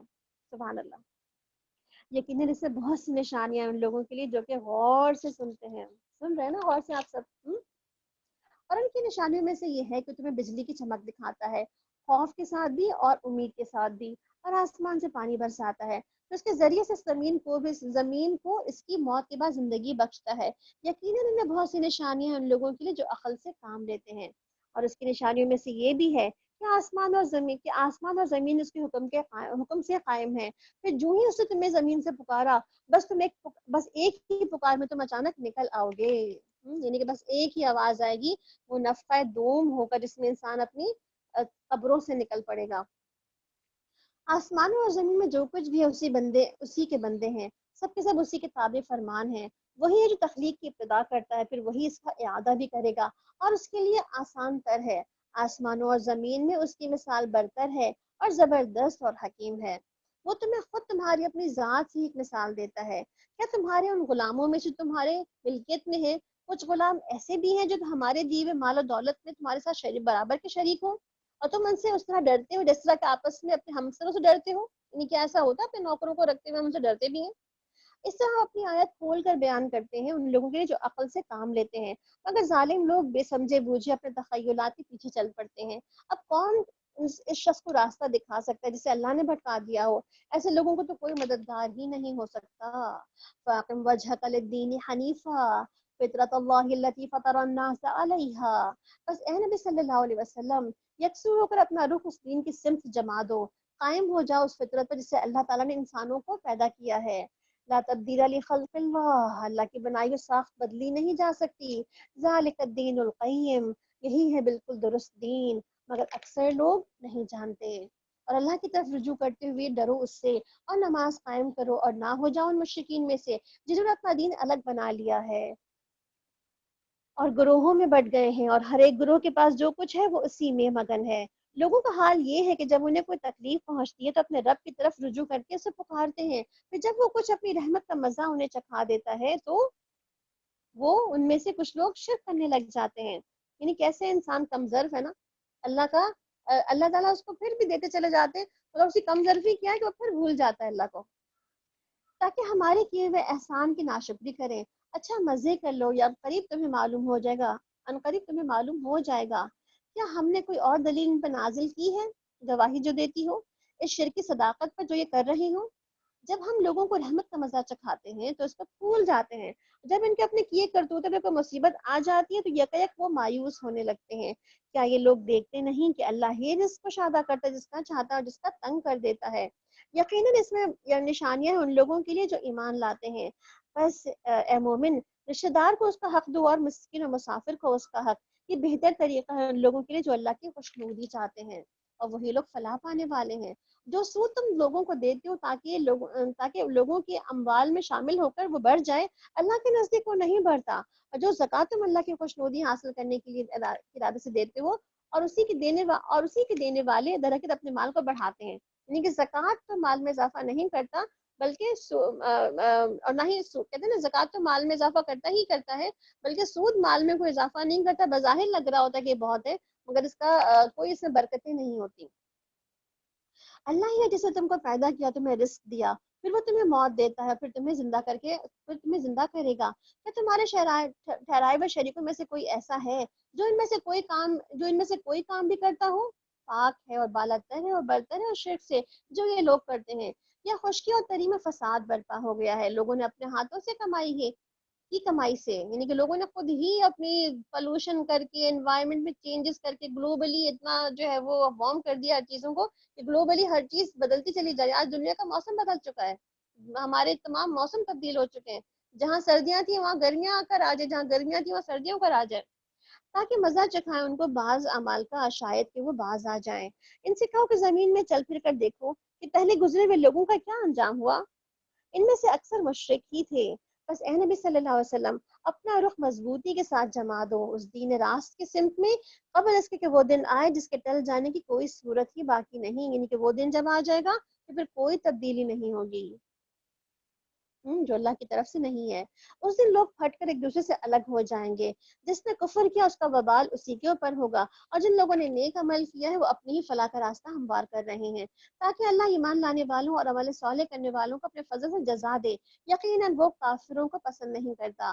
اس کی نشانیوں میں سے یہ ہے کہ وہ ہوائیں بھیجتا ہے بشارت دینے کے لیے اور تمہیں اپنی رحمت سے بہرہ مند کرنے کے لیے، اور اسی غرض کے لیے کشتیاں اس میں اس کے حکم سے چلتی ہیں، اور تم اس کا فضل تلاش کرو، اس کے شکر گزار بنو۔ اور ہم نے تم سے پہلے رسولوں کو ان کی قوم کی طرف بھیجا، ان کے پاس روشن نشانیاں لے کر آئے، پھر جنہوں نے جرم کیا تھا ہم نے ان سے انتقام لے لیا، اور ہم پر حق تھا کہ ہم مومنوں کی مدد کریں۔ اس کا مطلب ہے ہمارا حق کیا ہے؟ ہمارا حق یہ ہے کہ ہم اللہ کی طرف رجوع کریں، کیونکہ اس کا حق یہ ہے کہ وہ مومنوں کی طرف رجوع کرتا ہے، تو مومنوں کا بھی حق یہ ہے کہ وہ اللہ کی طرف ہی دیکھے، اللہ کی طرف ہی سارے فیصلے اس کے جاتے ہوں، آگے اس کے ہاتھ بھی اسی کے آگے پھیلتے ہوں، اس کی جبین بھی اللہ کے آگے جھکتی ہو، اس کی سارا توکل بھی اللہ کی ذات کے ساتھ ہی ہو۔ وہ اللہ ہی ہے جو ہواؤں کو خوشخبری لیے ہوئے بھیجتا ہے، وہ بادل اٹھاتی ہیں، پھر ان میں سے ان بادلوں کو آسمان میں پھیلا دیتا ہے جس طرح چاہتا ہے، ان کو ٹکڑیوں میں تقسیم کر دیتا ہے، پھر تم دیکھتے ہو کہ بارش کے قطرے ان بادلوں سے ٹپکے چلے آتے ہیں۔ یہ بارش جب بھی اپنے بندوں پر سے جن پہ چاہتا ہے برسا دیتا ہے تو وہ اچانک خوش و خرم ہو جاتے ہیں، حالانکہ اس کے نزول سے پہلے وہ مایوس ہو رہے تھے۔ دیکھو اللہ کی رحمت کے اثرات، کہ مردہ پڑی ہوئی زمین کس طرح جلا اٹھاتا ہے، یقیناً وہ مردوں کو زندگی بخشنے والا ہے اور وہ ہر چیز پر قادر ہے۔ یعنی اسی طرح انسانوں کو بھی مردہ پڑی ہوئے قبروں سے انسانوں کو نکال باہر کرے گا اللہ سبحانہ تعالیٰ، پھر ایک ایسی ہوا بھیج دے جس کے اثر سے وہ اپنی کھیتی کو زرد پائیں اور وہ کفر کرتے رہ جائیں گے۔ اور تم مردوں کو نہیں سنا سکتے، نہ ان بہنوں کو اپنی پکار سنا سکتے ہو جو پیٹ پھیر کر بھاگے چلے جا رہے ہوں، نہ تم اندھوں کو ان کی گمراہی سے نکال کر راہ راست دکھا سکتے ہو، تم تو صرف انہی کو سنا سکتے ہو جو ہماری آیات پر ایمان لاتے ہیں اور سر تسلیم خم کر سکتے ہوں۔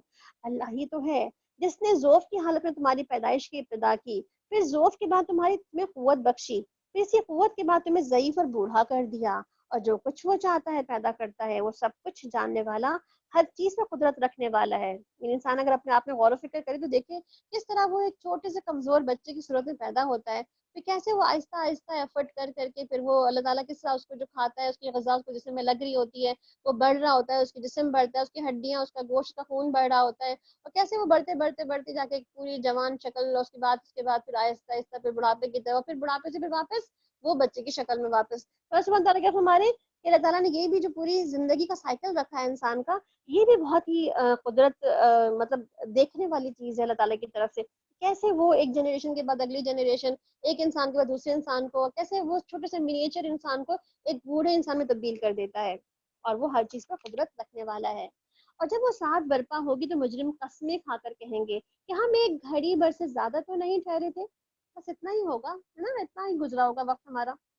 اسی طرح وہ دنیا کی زندگی میں دھوکہ کھایا کرتے تھے، اس سے اپنے علم سے جو ان کے پاس تھا، مگر جو علم اور ایمان سے بہرہ مند کیے گئے تھے وہ کہیں گے کہ اللہ کی کتاب میں تو تم روز حشر تک پڑھے رہے ہو، لیکن تم یہ سمجھتے ہو کہ تم کچھ دن ہی کچھ گھنٹے ٹھہرے ہو، نہیں بلکہ روز حشر تک تمہارا اسی قبر میں تم رہے ہو۔ سو وہی یہ روز حشر ہے، لیکن تم نہیں جانتے۔ بس وہ دن ہوگا جس میں ظالموں کو ان کی معذرت کوئی فائدہ نہ دے گی، اور نہ ان سے معافی مانگنے کے لیے کہا جائے گا۔ ہم نے اس قرآن کو لوگوں کو ہم نے اس قرآن میں لوگوں کو طرح طرح سے سمجھایا، ہر طرح سے، کبھی مثالیں دے کر، کبھی کوئی سٹوری سنا کر کے، کبھی قوموں کی تباہی دکھا کر کے، کبھی جو ہے کسی انبیاء کے کسی اور واقعے کو بتا کر کے، یعنی کون سے طریقے رہ گئے، کبھی عبادتیں بتائی، کبھی اخلاق بتایا، کبھی معاملات کے طریقے بتائے، کبھی معاشرتی مسائل ڈسکس کیے، کیا رہ گیا اس کتاب میں بتانے کے لیے؟ سب کچھ تو بتا دیا سبحانہ تعالیٰ نے، اور کچھ اور آگے باقی ہے تھوڑا اور بھی۔ مگر خواہ تم کوئی نشانی لے آؤ، جن لوگوں نے ماننے سے انکار کر دیا ہے وہ یہی کہیں گے کہ تم باطل پر ہو، اور اس پر باطل پر مہر لگا دیتا ہے اللہ ان لوگوں کے دلوں پر جو بے علم ہیں۔ بس صبر کرو، یقیناً اللہ کا وعدہ سچا ہے، ہرگز ہلکا نہ پائیں تم کو وہ لوگ جو کہ یقین نہیں کرتے۔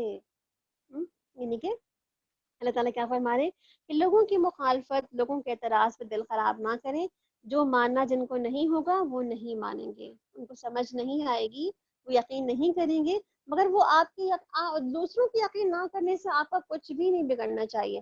اللہ تعالیٰ جو ہے ان تمام باتوں پہ جو ہم نے آج پڑھی ہیں اس پر عمل کی توفیق عطا فرمائے، اور ہمیں بھی قرآن میں جس طرح اللہ تعالیٰ چاہتے ہیں کہ ہم اس کے حکایتوں سے، اللہ تعالیٰ کے بتائے ہوئے طریقوں سے، اس کی بتائی ہوئی جو حکمتوں سے ہم سیکھیں، ہم سمجھیں، اپنے علم میں اضافہ کریں، اپنے ایمان میں اضافہ کریں، اور اپنی زندگی کے جینے کے طریقے ہم نئے طریقے سے سیکھیں اور زندگی کو اس کے مطابق گزاریں۔ تو اللہ تعالیٰ سے دعا ہے کہ اللہ تعالیٰ ہم سب کو توفیق عطا فرمائے کہ ہم سب اس قرآن کا واقعی حق ادا کرنے والے بنیں، اور اس کو صحیح طریقے سے پڑھنے اور سمجھنے والے بن جائیں انشاءاللہ العزیز۔